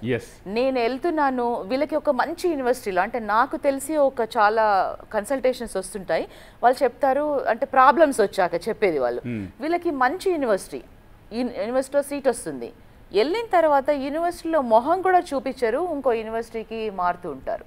ఎందుకు అలా చేస్తున్నారు మీరు అంటే వాళ్ళ ఫ్రెండ్ చెప్తాడనమాట, నేను ఇక్కడ పార్ట్ టైం చేస్తున్నాను, నువ్వు కూడా ఇక్కడికి వచ్చేసాయి, ఇక్కడ పని చేస్తే నీకు కూడా డబ్బులు వస్తాయంటే of course he or she will get attracted. అంటే వీళ్ళు స్టూడెంట్స్కి ఏంటి అంటే ఆ స్టెబిలిటీ ఆఫ్ ద మైండ్ ఉండాలి, డ్యూ డెలిజెన్సీ చేసి ఆ హార్డ్ వర్కింగ్ నేచర్ ఉండాలి. ఇలా ఫ్రెండ్ చెప్తేనో అదా కాకుండా ఒక మంచి లీగల్ అడ్వైజ్. మీరు అటార్నీని అంటే అఫోర్డ్ చేయలేకపోతే మీకు యూనివర్సిటీలోనే రిసోర్సెస్ చాలా ఉంటాయి, మీరు ఆ రిసోర్సెస్ని యూటిలైజ్ చేసుకోండి. మీ ఫ్రెండ్స్ అంటే ఫ్రెండ్స్ అడ్వైజ్ కొన్నిట్లో వినండి, కానీ ఆ కంట్రీలోకి వెళ్ళినప్పుడు నేను ఇది చేస్తే లీగలా, ఇది చేస్తే ఇల్లీగలా అనేది మటుకు మీరు ఒక లీగల్ అంటే లైసెన్స్డ్ అటార్నీ నుంచి అయినా వినాలి, లేదు అంటే మీకు యూనివర్సిటీలో ఆ రిసోర్సెస్ ద్వారా అయినా వినాలి. Please follow the rules, don't violate. అలాంటప్పుడు మటుకే మీకు ఒక మంచి జీవితం ఉంటుంది, బ్రైట్ ఫ్యూచర్. ఇక్కడ నా పాయింట్ ఏంటంటే, ఇక్కడ మీరు చెప్పింది 100% కరెక్ట్, కానీ అందరికీ ఆ సో కాల్డ్ టాప్ క్లాస్ యూనివర్సిటీస్లో రావు. కానీ వీళ్ళ పరమావధి ఏంటి, అమెరికా వెళ్ళిపోవాలి. కాబట్టి ఏదైనా పర్వాలే, అది తుచ్చైనా పుచ్చైనా ఏదైనా పర్లే, సీట్ తీసుకోవడం, వెళ్ళిపోవడం, 2 ఏళ్ళు అక్కడ ఉండడం. ఇలా వెళ్ళిన వాళ్ళు ఇప్పుడు మనం 7.5 లక్షల మంది విద్యార్థులు ఉన్నారన్నాం కదా, ఈ 7.5 లక్షల మంది విద్యార్థులు 2 ఇయర్స్ 1 ఇయర్ మాస్టర్స్ తర్వాత అందరూ ఉద్యోగార్థులు అయిపోతున్నారా? అక్కడ ఎంత పర్సెంటేజ్ అవుతున్నారు? మళ్ళీ వాళ్ళంతా వెనక్కి వస్తున్నారా? ఈలోపు ఇక్కడ లోన్ తీర్చలేరా? అది భారమా? ఇల్లు బాకులు అమ్ముకోవాలా? వీటి గురించి మాట్లాడలేదు. ద రియల్ ఫ్యాక్ట్ ఇది ఎలా ఉంటుంది. మీరు చెప్పేవి నేను కాదంటలేదు. Majority of the panel America అవసరమని చెప్తున్నారు. మీ కోణాలు మీకు ఉండొచ్చు. బై అండ్ లార్జ్ చూడాల్సిన పిక్చర్ ఇది కదా అంటున్నాను నేను. కరెక్ట్. ఇప్పుడు మీరు మంచి పాయింట్ చెప్పారు. ఇప్పుడు నన్ను అడిగితే అంటే నేను కూడా చదువుకున్నాను అక్కడికి వెళ్ళిన తర్వాత. అంటే హవెవర్ దట్ ఈజ్ అంటే నా పర్స్పెక్టివ్, నా ఇంటర్ప్రిటేషన్, అంటే నేను ఎలా చూస్తున్నానో చెప్తున్నాను. ఇప్పుడు నిరంజన్ గారు ఉన్నారు, ఒక పేరెంట్ లాగా ఆయన చాలా బాగా చెప్పారు. మేము కూడా ఒకటే వాట్ ఎవర్ లోన్ ఒక టర్మ్కి తీసుకోవాలనుకున్నాము, కానీ అది కుదరలేదు, ఉద్యోగ అవకాశాలు లేవు అని ఆయన మౌల్డ్ చేసుకొని మేము 4 సెమిస్టర్స్కి ప్రిపేర్ అయ్యాము అని చెప్పారు. అంటే ఆ మార్పు అనేది పేరెంట్స్లో చూడాలి మనము. ఉద్యోగ అవకాశాలు అన్ని టైమ్స్ మీకు ఉండవు. అంటే మీరు చూస్ చేసుకునే యూనివర్సిటీ, ఇప్పుడు మీరు అన్నారు తూచ్ అయినా ఏదైనా అలాంటి, అంటే అది పర్సనల్ చాయిస్ అతనికి, ఆ స్టూడెంట్కి నేను ఏ యూనివర్సిటీకి వెళ్తున్నాను అని అది తీసుకోవాల్సిన పని అతనికి లేదు. దాంతోపాటు వాళ్ళకి వైడ్గా ఆపర్చునిటీస్ ఉంటాయి. ఒకటే యూనివర్సిటీకి అప్లై చేయరు వీళ్ళు వెళ్ళేటప్పుడు. ఒక 5, 6 అట్లీస్ట్ మినిమం 10 యూనివర్సిటీలకు అంటే అప్లై చేస్తారు. అప్లై చేసి అప్లికేషన్ పెట్టి వచ్చిన దాంట్లో నుంచి they will have a choice to pick. Why is he picking a wrong choice? ఏంటంటే there is one category, because we see it అనే day in and day out. ఒక కేటగిరీ ఆఫ్ స్టూడెంట్స్ ఎలా ఉన్నారంటే, for example Day 1 CPT colleges అని వచ్చినాయండి యూఎస్లో. అంటే జనరల్గా F1 మీద పోయిన వాళ్ళు మొదటి రోజు నుంచి పని చేయడానికి అవకాశం ఉండదు. Day 1 CPT అంటే ఏంటంటే కొన్ని ఎక్స్ట్రాడినరీ సర్కమ్స్టెన్సెస్లో, సారు నేను మామూలుగా ఇన్ఫార్మల్గా మాట్లాడుతున్నప్పుడు చెప్పినట్టుగా, వాళ్ళు ఒక నర్స్ ఉంది, ఆమెకి ట్రైనింగ్ గురించి ఆమె హాస్పిటల్కి వెళ్ళాలి, వాళ్ళకి Day 1 నుంచి కూడా వర్క్ చేయడానికి అవకాశం ఇస్తారు. అయితే దాన్ని ట్విస్ట్ చేసి ఈవెన్ ఐటీ కోర్సులకు, మేనేజ్మెంట్ కోర్సులకు కూడా Day 1 CPT అని ఇస్తున్నారు. ఇప్పుడు సార్ చెప్పిన దాంతో నేను ఏకీభవించానండి. ఎందుకంటే మేము మంచి యూనివర్సిటీలో అడ్మిషన్ తెప్పిస్తే అది కూడా చెప్తాను. మీరు నర్సుని ఎగ్జాంపుల్ చెప్పారు. నర్సు కాదు సార్, ఎగ్జాంపుల్ కాదు. ఇప్పుడు మా దగ్గర ఐటీ కోర్సులకు వెళ్ళే వాళ్ళు చెప్తున్నా, మంచి యూనివర్సిటీలో వీసా కూడా వెళ్ళి వీసా తెచ్చుకొని, యూఎస్లో ఉన్న అడ్వాంటేజ్ ఏంటంటే మీరు ఏ యూనివర్సిటీకైనా ఈజీగా షిఫ్ట్ అయిపోవచ్చు. అసలు యూనివర్సిటీకి వెళ్ళక్కర్లే, మేడం చెప్పినట్టు మొహం చూపించక్కర్లే. సెవీస్ది ఒక ఈమెయిల్ ఐడి ఉంటుంది, పెట్టేసి ఐఎమ్ చేంజింగ్ మై సెవీస్ అంటే చేంజ్ అయిపోతుంది వీసా వచ్చిన తర్వాత. మాకు కూడా తెలియదు వాడు ఆ యూనివర్సిటీకి అప్లై చేశాడు స్టూడెంట్ అనేది మాకు కూడా తెలియదు అండి అసలు. ఇప్పుడు ఒక ఫ్యాషనబుల్ ఏమైపోయిందంటే, ఏం జరిగినా కన్సల్టెంట్ మీద బురద జల్లటం, ఆ లోపల ఏం జరుగుతుందని కాదు, కన్సల్టెంట్ వల్లనే మోసపోతున్నారు. స్టూడెంట్ ఈ రోజున కన్సల్టెంట్ దాటిపోయాడండి. అన్నీ మీకు వాట్సాప్ గ్రూప్స్ కానీ లేదా ఇంటర్నెట్ రెవల్యూషన్ వాడికి అన్నీ తెలుసు. సో స్టూడెంట్ ఏం చేస్తున్నాడు, ఈ వీసా మంచి యూనివర్సిటీ మీద తెచ్చుకొని ఇంకో యూనివర్సిటీకి వెళ్తున్నాడు. ఎందుకు వెళ్తున్నాడు అండి? దానికి ఒకటే రీజనే ఎందుకు వెళ్తున్నాడు అంటే, అక్కడ కోర్సుకు చేయక్కర్లే, టైం స్పెండ్ చేయగల, పోయి ఫుల్ టైం జాబ్ చేసుకోవచ్చు, వర్క్ పర్మిట్ ఉంటుంది, EAD అంటారు, ఎంప్లాయ్మెంట్ ఆథరైజేషన్ డాక్యుమెంట్. సో ఇది కూడా ఉందండి, ఇది చాలా కాంప్లెక్స్ టాపిక్ అండి. అదే ఓకే. ఇంకా మీరు టాప్ రో లాస్ట్ ఎనీ ఒపీనియన్ ఈ పాయింట్స్ మీద? ఓకే. నిరంజన్ గారు, మరి ఇప్పుడు ఇలాంటి సిచ్యువేషన్లో అందరికీ అక్కడ తిరిగి మళ్ళీ ఉద్యోగ అవకాశాలు రావట్లేదు, అందరూ సెటిల్ అయ్యే అవకాశాలు లేవు కదా? అవునండి. సో ఇది మీరు మెంటల్గా ప్రిపేర్ అయ్యే ఉంటారు కదా మీరు పంపించినప్పుడు మీ అమ్మాయిని? అవునండి. What if she comes back అక్కడ దొరక్క? అవును. అయితే నేను ఇప్పుడు పంపించింది ఉన్నత విద్య కోసం పంపించాను సార్. ఒక నాణ్యమైన విద్య దొరకాలి, మంచి ఎక్స్పోజర్ దొరకాలి, మరింత ఎక్స్పోజర్ రావడం వల్ల తన నెక్స్ట్ లైఫ్, ఫ్యూచర్ లైఫ్ బాగుంటుంది అనేటటువంటి నా ప్రధాన ఉద్దేశం. సరే, అక్కడికి వెళ్ళిన తర్వాత మంచి జాబ్ వస్తుంది, వీరు చెప్తున్నట్టుగా కోట్లలో జీతాలు ఉంటాయనేటటువంటిది ఆశతోనే అందరం ప్రయత్నం చేస్తున్నాం. దొరకలేదు, ఎస్ వీఆర్ రెడీ. నేను ఆల్రెడీ ప్రిపేర్ చేసి పెడుతున్నాను. లాస్ట్ 2 months నుంచి మేము మాట్లాడుతున్న సందర్భాలలో ఇంకా మనకు ఓపీటీ ఉంది కాబట్టి 3 years వరకు అవకాశాలు ఉన్నాయి. ఆ అవకాశం లోపల మధ్యలో అవకాశం వస్తేనేమో తనకు ఉంటుంది. అదర్వైజ్ ఇక్కడికి వచ్చిన తర్వాత కూడా ఒక యుఎస్లో MS అయినటువంటి స్టూడెంట్కు ఇక్కడ ఖచ్చితంగా అవకాశం ఉంటుంది అనేటటువంటి నేను అనుకుంటూ ఉన్నాను. తప్పనిసరిగా ఏదైనా కంపెనీలలో, సరే అక్కడ మనం కోట్లలో సంపాదించలేకపోతే ఇక్కడ లక్షలలోనో వేలలో వచ్చినా పర్వాలేదు, కానీ వీఆర్ రెడీ సార్. అంటే నేనే కాకుండా చాలా మంది పేరెంట్స్ కూడా ఇప్పుడు ఉన్నటువంటి పరిస్థితుల ప్రకారం అక్కడ ఎంత వీలైతే అంత సెటిల్ అయ్యడం ప్రయత్నం చేద్దాం. దొరకలేదు, అవకాశం లేదనేంత మాత్రం ఇక్కడ వస్తుంది. కానీ మీరు ఇంతకుముందు అన్నట్టు డాలర్ డ్రీమ్స్ అయితే కరిగిపోయినాయి సార్. డాలర్ డ్రీమ్స్ అయితే కరిగినాయి. ఎందుకు అంటున్నామనంటే, ఇంతకుముందు ఒక 10 సంవత్సరాల క్రితం ఏమైందంటే కొన్ని దేశాల వాళ్ళే ఉండేదేమో, వెళ్ళడానికి తక్కువ ఉండేది అక్కడ యుఎస్కు. ఇప్పుడు విపరీతమైనటువంటి, అంటే అన్ని only not only Pakistan, Bangladesh, Mexico, China, ప్రతి సంవత్సరం ఒక్క మన భారతదేశం నుంచే 2.5 లక్షల మంది అక్కడికి వెళ్తున్నారని చెప్తున్నారు. మోర్ దాన్ దట్, అంతకంటే ఎక్కువ ఒక్క సంవత్సరానికి. మరి ఇన్ని లక్షల మందికి అక్కడ ఛాన్స్ లేదు కాబట్టి నా ఉద్దేశం ప్రకారం అయితే డాలర్ డ్రీమ్స్ కరిగిపోయినాయి సార్. ఓకే, మణిపవిత్ర గారు. డాలర్ డ్రీమ్స్ కరిగిపోయాయా అంటే ఇల్లీగల్గా ఏది చేసినా అది కరెక్ట్ కాదండి ఫస్ట్ థింగ్. సో అది గవర్నమెంట్ స్ట్రిక్ట్ అయ్యేసరికి it is causing an issue. But మనకి ఇండియాలో మనము ఎంతసేపు ఒకళ్ళ దగ్గర ఎంప్లాయీ కింద చేద్దామా, ఆ ఆలోచన విధానంని మనం మార్చుకోవాలి. ఎందుకంటే మనం వెళ్ళేది మనం ఎంతసేపు just talking of majority of the employees. మన ఎడ్యుకేషన్ సిస్టమ్ మనల్ని ఎంప్లాయీ కింద ప్రిపేర్ చేస్తుంది. ఇక్కడ నుంచి వెళ్ళిన వాళ్ళు అమెరికాలో ఎంప్లాయీస్ కింద ఉండడానికి ప్రిపేర్ చేస్తున్నారు. మనం ఎంప్లాయీ లెవెల్లో చూసుకుంటే డెఫినెట్లీ అక్కడ ఆపర్చునిటీ ఈజ్ బెటర్. బట్ అందరూ ఎంప్లాయీస్కి అక్కడ అవకాశం ఉందా? ఆ పరిస్థితి ఇప్పుడు మారుతోంది. ఇప్పుడు మీరు మాట్లాడేది స్టూడెంట్ కమ్యూనిటీలో వాళ్ళు స్టూడెంట్ ఉన్న టైంలో వర్క్ చేయకూడదు, that is an illegal thing, అందులో డౌట్ లేదు. అది ఓకే కింద ఇప్పటి వరకు నడిచింది కాబట్టి ఇంకా ముందు నడవబోదు అనేది మనం చాలా స్ట్రాంగ్గా ఇక్కడ ప్రెజెంట్ చేయాలి ఫ్యాక్ట్ని. ఇప్పుడు వరకు నడిచింది, మీకు ఫ్యూచర్లో ఆ స్టూడెంట్ వెళ్ళి అక్కడ వచ్చే డబ్బుల మీద మీరు బతకడానికి వీలు లేదు. It is an illegal thing. Second thing, మనం ఎంతసేపు ఒక ఎంప్లాయీనే మైండ్ పెట్టుకుని మాట్లాడుతున్నాము. మనం మన పిల్లల్ని కూడా ఎంప్లాయీస్ కింద తయారు చేస్తానికే రెడీ అవుతున్నాము. మనం ఒక ఆంటర్ప్రీనర్స్ని రెడీ చేయడం ఎంతో అవసరం ఉంది. మన కాళ్ళ మీద మనం నిలబడగలగాలి. అది అమెరికానా ఇండియాలో అనే సంబంధం లేదు. ఒకవేళ మీరు ఆంటర్ప్రీనర్ అవ్వాలి అనుకుంటే ఇండియాలో మించిన ఆపర్చునిటీ లేదు. ఎందుకంటే ప్రతి ఒక్కరికి ఉండేది 24 గంటలు మాత్రమే. ఆ 24 గంటల్లో మనం 8 గంటలు పని చేస్తే ఇంటికి వచ్చి ఇంకో 8 గంటలు మన పనులు మనం చేసుకోవాల్సిన పరిస్థితి ఉంది. బట్ ఇండియాలో అలా లేదు. ఇండియాలో ఏంటి అంటే మనకి చాలా రిసోర్సెస్ ఉన్నాయి.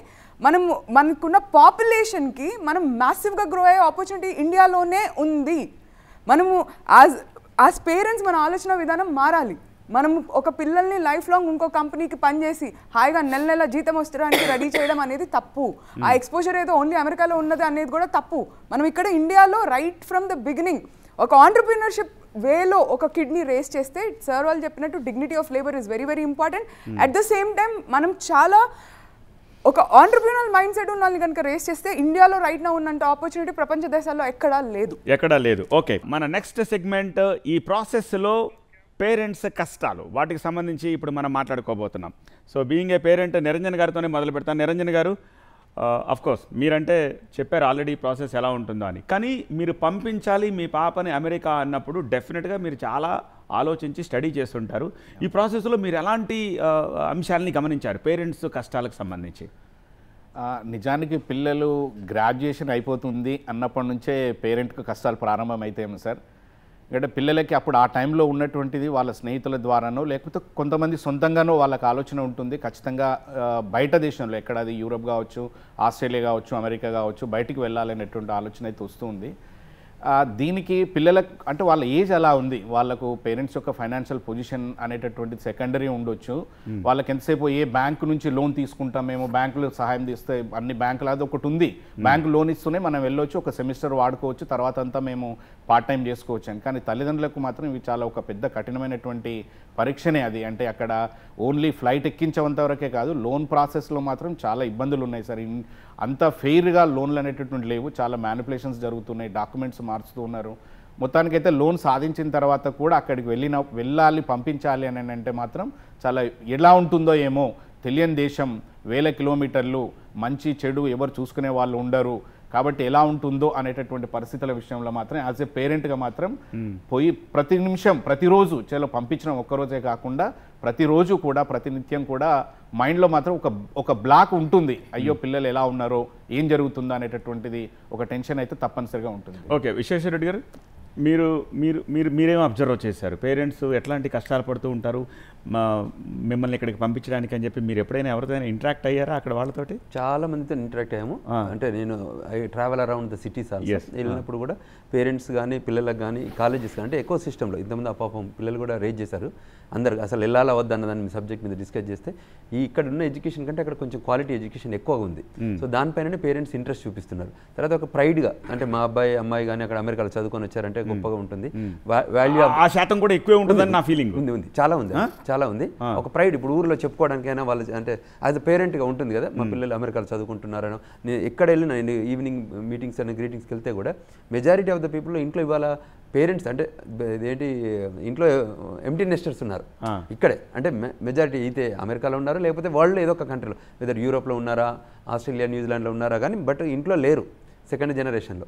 ప్లస్ రూరల్లో ఇంతకుముందు అసలు ఇంత జనం లేకుండేది. ఇప్పుడు ప్రతి రూరల్ విలేజ్లో ఉన్నా కూడా ప్రతి ఇంట్లోకి వెళ్ళి ఒకరు అమెరికాలో ఉన్నారు వాళ్ళు. మా దగ్గర డాలస్పురం అని అంటున్నారు, ఇప్పుడు చూసారు కదా ఏ రకంగా అయిపోయిందో. తర్వాత వేరియస్ సిటీస్లలో కూడా చాలా మైగ్రేషన్ జరుగుతుంది. విత్ ఇన్ ద అమెరికాలో కూడా సౌత్ పార్టీ ఎక్కువ వెళ్తున్నారు. మేజర్గా ఏంటంటే కన్సర్న్ ఏంటంటే ఈ పేరెంట్స్గా యాజ్ అ పేరెంట్స్గా వాళ్ళు ఊహించుకునేది ఏంటంటే అబ్బాయి అమ్మాయి వెళ్ళి డబ్బును మళ్ళీ వెనకకి ఇస్తారు, తర్వాత పెళ్లి చేస్తే కట్నం కింద ఎక్కువ వస్తుంది వీళ్ళు అమెరికాలో ఉంటే. సో ఈ ఐడియాలజీ కూడా చాలామంది గమనించామన్నట్టు. అది ఆ ట్రెండింగ్ అవుతుంది అన్నట్టు ఆ మైండ్ సెట్. సో కాకపోతే ఉన్న ఇప్పుడు కరెంట్ ఎడ్యుకేషన్ సిస్టమ్ ఎలా ఉంది, కరెంట్ ఎంప్లాయ్మెంట్ సిస్టమ్ ఎలా ఉంది, కరెంట్ ఆపర్చునిటీస్ ఎలా ఉన్నాయి అనేది నేర్చుకోవాలి. సో ఇప్పుడు one of the panelist guided us various reasons ఉన్నాయి, వాళ్ళు తీసుకునే మెథడాలజీ బ్యాడ్గా ఉంది అనేది. సో అది ప్రాపర్గా తీసుకోగలిగితే ఇబ్బంది ఏం లేదు.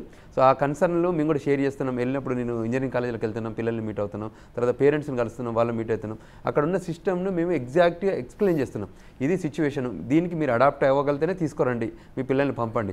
అదే కానీ మీరు ఒక ఫాల్స్ ప్రెస్టేజ్లో కానివ్వండి, ఇక్కడ పక్కలను చూసి కానివ్వండి మీరు వెళ్ళి పంపిస్తే అక్కడ ఇబ్బందులు ఎదుర్కొంటారు, వాటిని మళ్ళీ డిపోర్ట్ అవుతాయి. ఈ మధ్య డిపోర్టేషన్ కూడా వెళ్ళిన వాళ్ళు పేరెంట్స్ కూడా మమ్మల్ని మీట్ అయ్యారు అన్నట్టు. సో ఇలా ఉన్నారు మా పిల్లలు డిపోర్ట్ అయ్యి వచ్చారంటే అందులో చూస్తే విలేజ్ చేస్తారు, మేము వాలంటీర్ ఒప్పుకుంటున్నారు మేము అక్కడ వర్క్ చేస్తున్నామని. సో వాళ్ళు ఏంటంటే ఆ ట్రాకింగ్ సిపిపి ఆఫీసర్ దగ్గర అయితే ఏదైతే కన్వర్జేషన్ ఉంటారో వాళ్ళు చెప్పుకుంటున్నారు, మేము వెళ్ళి పని చేస్తున్నాము, మాకు ఇబ్బంది అవుతున్నాయి, మేము డబ్బుని ఇక్కడ నుంచి వెళ్ళట్లేదు. ఇప్పుడు బ్యాంక్ అకౌంట్లో నుంచి వెళ్ళాలి, కాకపోతే పర్సనల్గా వీళ్ళు క్యాష్ డిపాజిట్ చేస్తున్నారు బ్యాంకులలో. అట్లా కూడా చేయొద్దు, కలెక్ట్ చేసుకునేది. ఎందుకంటే ఇవన్నీ క్యాష్ జాబ్స్లో కూడా కన్సర్న్స్ ఉన్నాయి. వీటి గురించి కూడా ఎడ్యుకేట్ చేయాలంటే మనం అక్కడికి వెళ్ళి క్యాష్ జాబ్స్కి పనిచేయడానికి కాదు, మనం అక్కడికి వెళ్ళింది ప్రాపర్ ఎడ్యుకేషన్ తీసుకొని నేను $10-12 గురించి ఫోకస్ చేయకండి, ఫోకస్ ఆన్ $100,000 మీద ఫోకస్ చేయండి. ఆ ఎంప్లాయ్మెంట్ ఆ ఎడ్యుకేషన్ మీద ఫోకస్. మీరు వెళ్ళింది ఈ అక్కడ చిన్న జాబులు చేయడానికి కాదు, మీరు వెళ్ళింది హార్డ్ వర్క్ చేయండి, మంచి నాలెడ్జ్ గెయిన్ చేయండి, ప్రూవ్ చేసుకోండి. మీరు మంచిగా ప్రూవ్ చేస్తే there is a greater opportunity for them to place. Okay Rahul గారు, మీరు ఎప్పుడైనా గమనించారా ఇక్కడ పేరెంట్స్ పడుతున్న కష్టాలు ఈ ప్రాసెస్లో వీళ్ళని ఎక్కడి నుంచి పంపించడానికి? కొద్దిగా రియాలిటీ టచ్లో ఉండరండి ఇక్కడ పేరెంట్స్. అక్కడ స్టూడెంట్స్ ఉండే పరిస్థితి పేరెంట్స్ రియాలిటీ టచ్ ఉండరు. ఇక్కడ ఏదైనా పెళ్ళికి రమ్మంటారు, కజిన్ పెళ్ళికి రమ్మంటారు, అక్కడ ఓపీటీ మీద ఇక్కడికి రావాలంటే చాలా కష్టం, ఎందుకంటే అది అన్ఎంప్లాయ్మెంట్ కింద కౌంట్ అయింది. స్టెమ్ ఎక్స్టెన్షన్లో కూడా అన్ఎంప్లాయ్మెంట్ కింద కవర్ అయింది. వస్తే తిరిగి మళ్ళీ వెళ్ళలేమేమో అనే భయం. అయితే ఇంతకుముందు సార్ అన్నట్టు అందరు ప్రిపేర్ కావాలండి. 2 years కంప్లీట్గా ఎడ్యుకేషన్ అయిపోయిన తర్వాత వాళ్ళు ఓపీటీ పోయడానికి ప్రిపేర్ కావాలి. ఇప్పుడు విశ్వేశ్వర్ గారు అన్నట్టు ఈ 5-10 వేలకు చూసుకుంటే మీరు $1 million మిస్ అవుతారు. ఎందుకంటే ఇన్ని పని చేసినా మీరు సంపాదించేది 5-10 వేల కన్నా ఎక్కువ సంపాదించలేరు, మీకు సేవింగ్ కూడా ఎక్కువ కాదు. మనకు ఐటీ ప్రొఫెషన్స్లో ఎంతమందికి జాబులు వచ్చినాయి? అక్కడ ప్రొఫెషన్ అయిపోయిన తర్వాత 95% జాబ్స్ వచ్చినాయి ఐటీ ప్రొఫెషన్స్. ఎంత సంపాదిస్తున్నారు వాళ్ళు? ప్రతి ఒక్కరు కోట్లనే సంపాదిస్తున్నారు, ప్రతి ఒక్కరు. ఎవ్రీ ఫ్యామిలీ ఇద్దరు పెన్లమ్మవాడు ఉంటే కోటి కన్నా ఇన్కమ్ ఎవరికి తక్కువ లేదు. మన per capital income, average per capital income మన ఇండియన్స్ది అక్కడ ఉన్న అమెరికన్స్ కన్నా డబుల్ కన్నా ఎక్కువ ఉంది మనది. అంత పర్ క్యాపిటల్ ఇన్కమ్ అంటే మనం చూడని అనుకుంటారు అందరికీ వస్తాయా? నా పాయింట్ అంటే నేను అదే అంటున్నాను, మీరు 1-2 లేకపోతే 10-15 కేసులు కాకుండా ఇన్ని లక్షల మంది వెళ్తుంటే వీళ్ళందరికీ మీరు చెప్తూ ఉన్న సో కాల్డ్ సఫిస్టికేటెడ్ లైఫ్ దొరుకుతుందా అక్కడ? స్టార్ట్ చూద్దాం కదా, స్టార్ట్ చూద్దాం. ఇప్పుడు H1Bs ఉన్నాయి, అందులో ఎంత పర్సెంట్ H1Bs మన ఇండియన్స్కి వస్తున్నాయి? 85,000 H1Bs రిజిస్టర్డ్ H1Bs ఉన్నాయి. మళ్ళీ తర్వాత నాన్ ప్రాఫిట్ H1Bs కొన్ని ఉంటాయి, ఇది యూనివర్సిటీ H1B, వాటి కౌంట్ కాకుండా 85,000 H1Bsలలో ఇండియన్స్కి వచ్చేది ఎంత? ఎవ్రీ ఇయర్ 60% H1Bs మనకి వస్తున్నాయి, ఆడ స్టార్ట్స్ మనకు వస్తాయి. మీరు L1 పాపులేషన్, L2, L1A, L1Bలు ఉంటారు కదా, అందులో కూడా మన పాపులేషన్ ఎక్కువ ఉంది.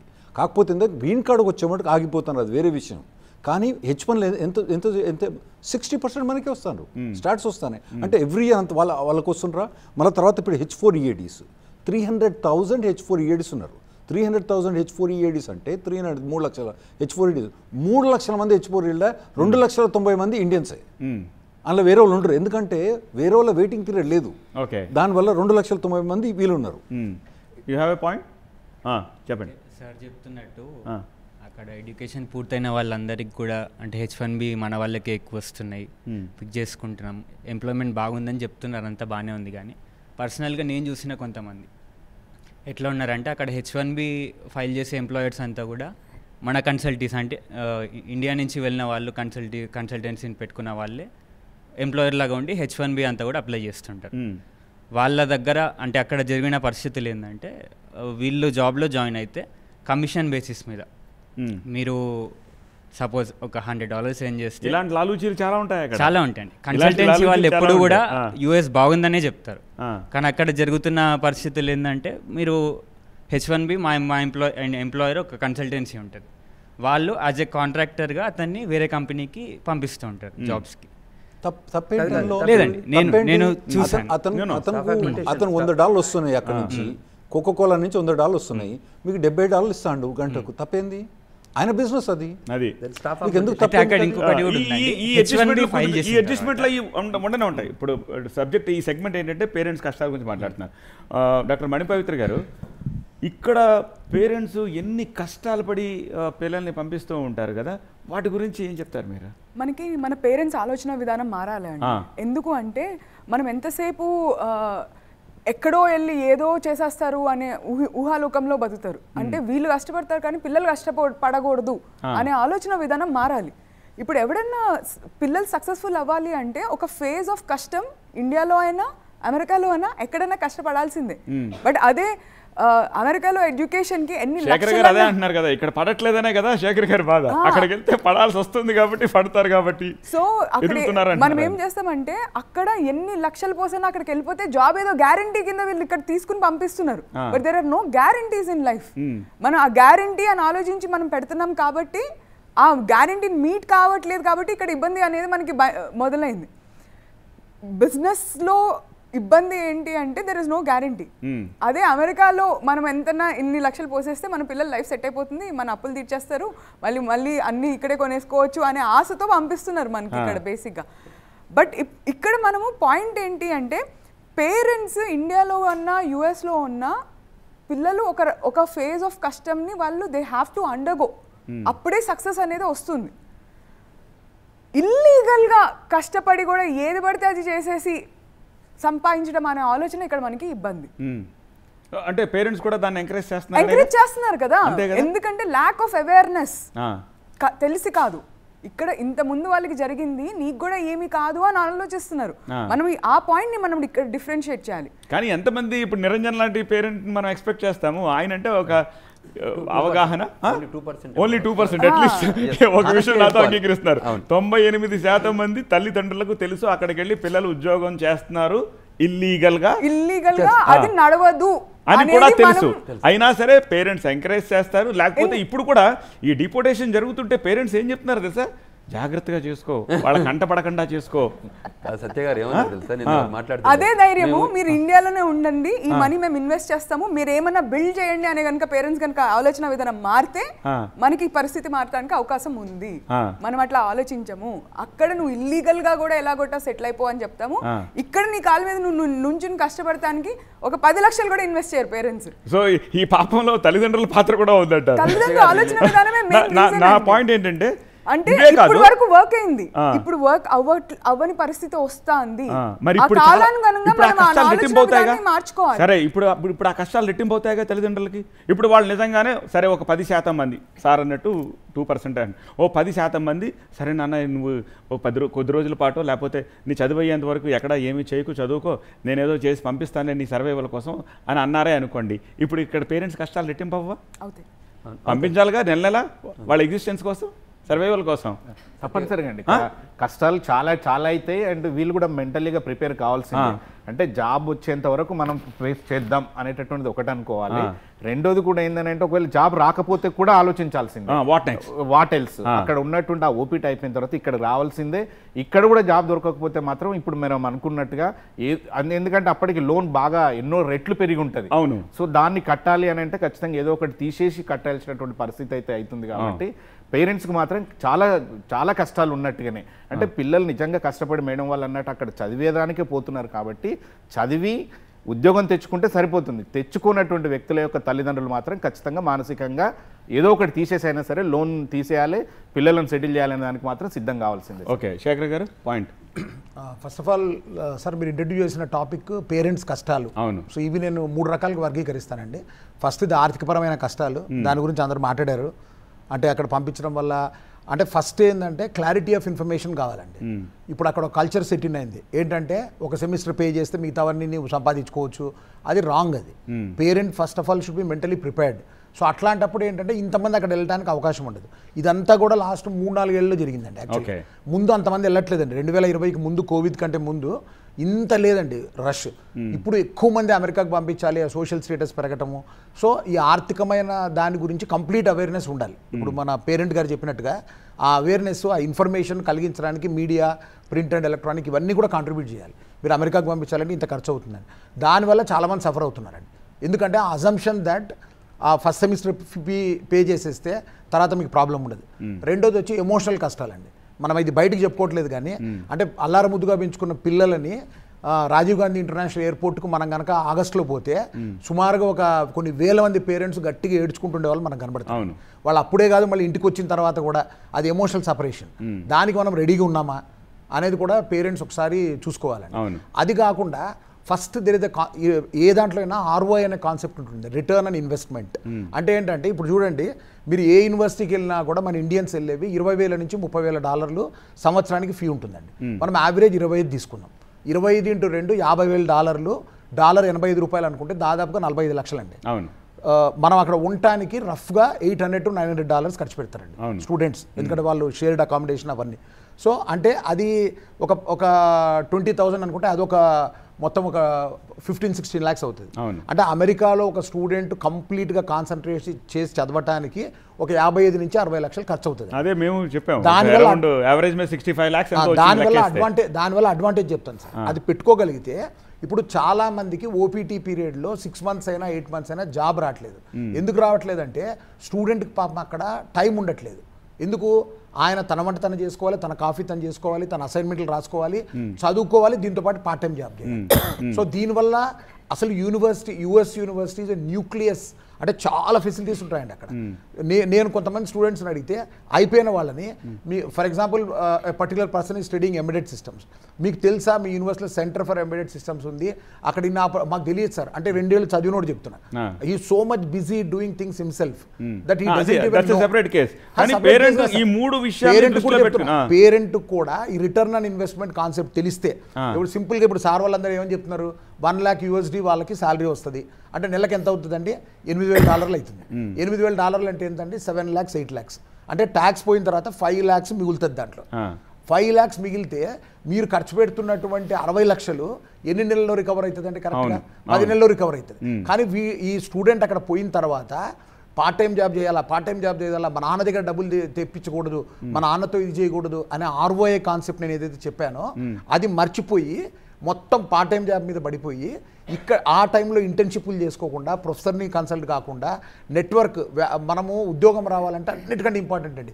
ఇండియాలో weakest link I'm telling to all the youngsters is network అండి. వాళ్ళ నెట్వర్క్ మీద అంటే పని చేయాలి. నెట్వర్క్ అనేది మన చుట్టూ వచ్చి 10 మంది కూర్చొని మీరు ఫ్రెండ్ అని చెప్పరండి. ఒక 1000 మందిని కన్సల్ట్ అయితే ఒక 10 మంది ఫ్రెండ్స్ అవుతారు. సో వాళ్ళ వల్ల మనకి నెట్వర్క్, వాళ్ళ ప్రొఫెషనల్ నెట్వర్కింగ్ అంటారు దాన్ని, చాలా ఉంటుంది. కానీ వీటికి ఈయనకు టైమే ఉండదు పాపం అక్కడ పోయిన తర్వాత, అమ్మాయికి కానీ అబ్బాయికి కానీ. So parents should be aware. నేను కనుక డబ్బులు పెట్టి ఆయన కరెక్ట్ రూట్లో వెళ్తే ఈ 2 ఏళ్ళు ప్రాపర్గా యూటిలైజ్ చేసుకుంటే ఆ శాలరీ వచ్చే శాలరీతో 10 నెలల్లో మొత్తం డబ్బులు నాక్ ఆఫ్ చేసుకోవచ్చు.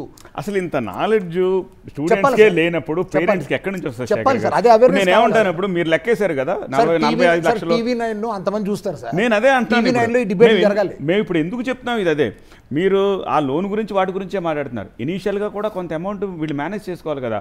అలా పంపించే వాళ్ళలో చాలామంది వాళ్ళ ఫిక్స్డ్ డిపాజిట్స్ తీసో, లేకపోతే వాళ్ళకున్న చిన్న ప్లాటో ఇంకొకటో నగో అమ్మి ఆ తర్వాత ఇన్వెస్ట్ చేసి పంపిస్తున్నారు. వాళ్ళకి ఇవన్నీ ఎక్కడ తెలుస్తాయి? సో తెలియడం కోసమే, అవేర్నెస్ ఇవ్వడం కోసమే. You have a point. ఏంటి స్టూడెంట్వా? ఏం student? I'm a graduate in like multimedia, specialized in game designing. Game design, okay. మరి గేమ్ డిజైన్కి అద్భుతమైన అవకాశాలు ఉంటాయి, చాలా మంచి ఆపర్చునిటీస్ ఉన్నాయి అని చెప్పి అన్నారు. బట్ సజెషన్స్ లైక్ మా ఫ్రెండ్స్ దగ్గర సజెషన్స్ తీసుకున్నాక లైక్ అక్కడ పార్ట్ టైం ఆపర్చునిటీస్ కానీ అక్కడ లైక్ సర్వైవింగ్కి కానీ లైక్ ఎక్కువ ఛాన్సెస్ లేవు అని చెప్పి నేను వినడం వల్ల అయిపోయాను అనమాట. ప్లస్ యాక్చువల్గా మ్యామ్ గారు మాట్లాడినట్టు ఇక్కడ పాపులేషన్ ఎక్కువ, సో మార్కెటింగ్కి కానీ దీనికి ఇక్కడ ఆపర్చునిటీస్ ఎక్కువనే అనమాట. సో లైక్ అక్కడికి వెళ్ళి కూడా like coming to India hard వర్క్కి రెస్పెక్ట్ చాలా తక్కువ ఉంటుంది. లైక్ ఎంత కష్టపడ్డా కానీ బయటికి వెళ్ళి మార్కెటింగ్లో లైక్ తీసుకెళ్దాము అనుకుంటే అక్కడ ఇంకా చిన్న చిన్న పాటి స్కామ్స్ జరగడం అట్లాంటి వాటి వల్ల హోప్స్ పోతున్నాయి అనమాట. యూఎస్ఎల్ వెళ్ళాలా వద్దా అని లేదు, బట్ అంటే like I got decision like ఇక్కడనే ఉందాము, ఇక్కడనే డిసైడ్ చేసుకుందాము అని చెప్పి. అంటే పేరెంట్స్ ఎఫర్ట్ చేయలేరా లేకపోతే ఏమిటి? లైక్ అట్లేం లేదు, చేయొచ్చు. లైక్ డిపెండ్స్ ఆన్ పేరెంట్స్, అంటే డిపెండ్స్ ఆన్ సిచ్యువేషన్, అది చెప్పలేము. బట్ అఫోర్డ్ చేసినా కానీ అక్కడికి వెళ్తే ఇండివిజువాలిటీ మీద లైక్ మీకు మీ ఇండివిజువల్ హార్డ్ వర్క్ మీద like you will get more respect అనమాట. ఇక్కడ ఉంటే మీరు సొంతంగా వర్కౌట్ చేసుకోవచ్చు, కానీ ఎంతవరకు వర్కౌట్ అవుతుందో చెప్పలేము. లైక్ ఆపర్చునిటీస్ తెలియవు అనమాట. ఓకే, సో దీనికి ఒకటే పాయింట్ అండి, ట్రంప్ గెలవంగానే ఇచ్చిన స్పీచ్లో used one word, that is meritocracy. I want America to be a meritocracy. Whoever is meritorious, irrespective of color, creed, whatever, they should flourish. So that is a advantage you have there. They don't look at your, of course, చిన్న ఉంటాయి కానీ, but mostly మీరు కనుక కష్టపడగలిగితే మీ దగ్గర, there is a saying, one of the authors says that if you know how to shoot straight, that is the best country. మరి ఇండియాలో కొంచెం అది సర్కమ్స్టెన్సెస్ కొంచెం డిఫరెంట్ గా ఉంటాయి. ఇండియా కూడా గ్రో అవుతుంది. కష్టపడేవాడు ఇండియాలో కష్టపడినా ఇక్కడ సక్సెస్ అవడానికి చాలా చాలా ఎక్కువ స్కోప్ ఉంది, వితౌట్ డిపెండింగ్ ఆన్ ఎనీవన్. ఎందుకంటే మనం ఎంతసేపు ఒక జాబో లేకపోతే గవర్నమెంట్ జాబో లేకపోతే ఎవడో ఇస్తాడో అని దాని మీద డిపెండ్ అయితే ఇండియాలో కష్టం ఖచ్చితంగా. బట్ అదే ఇంటెన్షన్ మనం మన సొంతంగా మన కాళ్ళ మీద మనం నిలబడాలి అంటే ఇండియాలో ఉన్నంత ఆపర్చునిటీ ప్రపంచంలో ఎక్కడా లేదు. కానీ పేరెంట్స్ అలా ఆలోచించే ఆలోచన విధానం మనం మార్చగలగాలి. ఎందుకంటే ఇప్పుడు వరకు ఉన్న పరిస్థితి వేరు, ఇప్పుడు ముందు ఉండే పరిస్థితి వేరు. ఎక్కడైనా కష్టపడేవాడు ఇండియాలో అన్నా అమెరికాలో అన్నా ఎవడైనా వాళ్ళ స్కిల్ మీద ఫోకస్ చేసినాడు ఎక్కడైనా సక్సెస్ఫుల్ అవుతారు. ఎక్కడైతే తప్పు రూట్ పట్టుకుంటారో వాళ్ళకే ఇబ్బంది.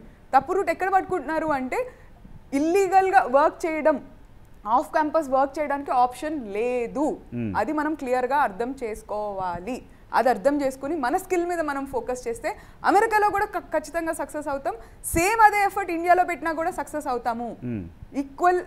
ఈక్వల్గా కష్టపడేవాడు వాళ్ళ స్కిల్ మీద ఇండియాలో ఉన్న అమెరికాలో ఉన్న సక్సెస్ అవ్వడం guarantee. So parents mind set change అవ్వాలి. దానికి నాకు ఒక్కటే పాయింట్, మీరు ఏమన్నా బోల్ దవ్విన రెస్టారెంట్లలో గిన్నెలు కడిగారు. నేను ఒక్కటే పాయింట్ చెప్పండి సార్. నిన్న ఒక కాల్ వచ్చింది ఒక పేరెంట్ నుంచి, మీరు చెప్తుందండి. వాళ్ళు ఏమన్నారు, జనరల్ డిస్కషన్ వచ్చింది, ఏమండి మా వాళ్ళంతా వర్క్ చేస్తున్నారు, ఇప్పుడు ఆపేయాలా అన్నారు. అవునండి ఆపేయాలి, లేకపోతే వాళ్ళు వచ్చి పట్టుకుపోతారు. అడిగితే సాయంత్రం జాబ్ చేయొచ్చా అని అన్నారు. అంటే ఎందుకండి అంటే వాళ్ళు 9 to 5 వచ్చిపోతారట కదా, ఈవినింగ్ 6 o'clock నుంచి స్టార్ట్ చేస్తారట. అంటే మైండ్ సెట్ ఎక్కడుంది ఆలోచించండి పేరెంట్స్. నాకు అదే పాయింట్ మీద నేను ఉన్నాను సార్. యాక్చువల్గా ఇప్పుడు వీళ్ళందరూ కన్సల్టెన్సీ రిప్రజెంటేటివ్స్ కాబట్టి నిజానికి మనం మీ పెట్టిన మెయిన్ ఉద్దేశం పేరెంట్స్ ఫైనాన్షియల్ బర్డన్స్తో చాలా ఇబ్బంది పడుతున్నారు అనేది then one of the background. Consultancy లేకుండా మనం అమెరికా కానీ ఏ దేశానికి కానీ పోలేం. కాబట్టి కన్సల్టెన్సీ వాళ్ళు తర్వాత ఆ సీన్ ఆ పిక్చర్ అంతా చూపించగలిగితే దిస్ ఈస్ ద సిచ్యుయేషన్, ఇన్ని లక్షలు నువ్వు ఖర్చు పెట్టడానికి ఈ 2 ఏళ్ళు నువ్వు రెడీగా ఉన్నావా, ఇది ఇల్లీగల్ అవుతుంది కాబట్టి అది ఫస్ట్ తీసేయండి అని చెప్పగలిగితే, కన్సల్టెన్సీలు ఏమైతే వాళ్ళ నెంబర్ ఆఫ్ కేసెస్ అంటే క్లయింట్స్ కావాలి కాబట్టి వాళ్ళు ఏం చేస్తున్నారు, ఎంకరేజ్ చేస్తున్నారు. ఇప్పుడు నాకైతే చెప్పలేదు, నాకు పిక్చర్ అయితే ఇవ్వలేదు. నేనైతే కన్సల్టెన్సీని అప్రోచ్ అయ్యాను. ఆ కన్సల్టెన్సీ వాళ్ళు మీ పాపకు టోటల్ అంటే ఓన్లీ కాలేజ్ ఫీజు మాత్రం కాలేజ్ వాళ్ళు పంపించిండ్రు, బట్ అక్కడ ఉండే లివింగ్ ఎక్స్పెన్సెస్ ఇట్లా ఉంటాయి మొత్తం అని, మొత్తం ఇంత అవుతుందని నాకు ఒక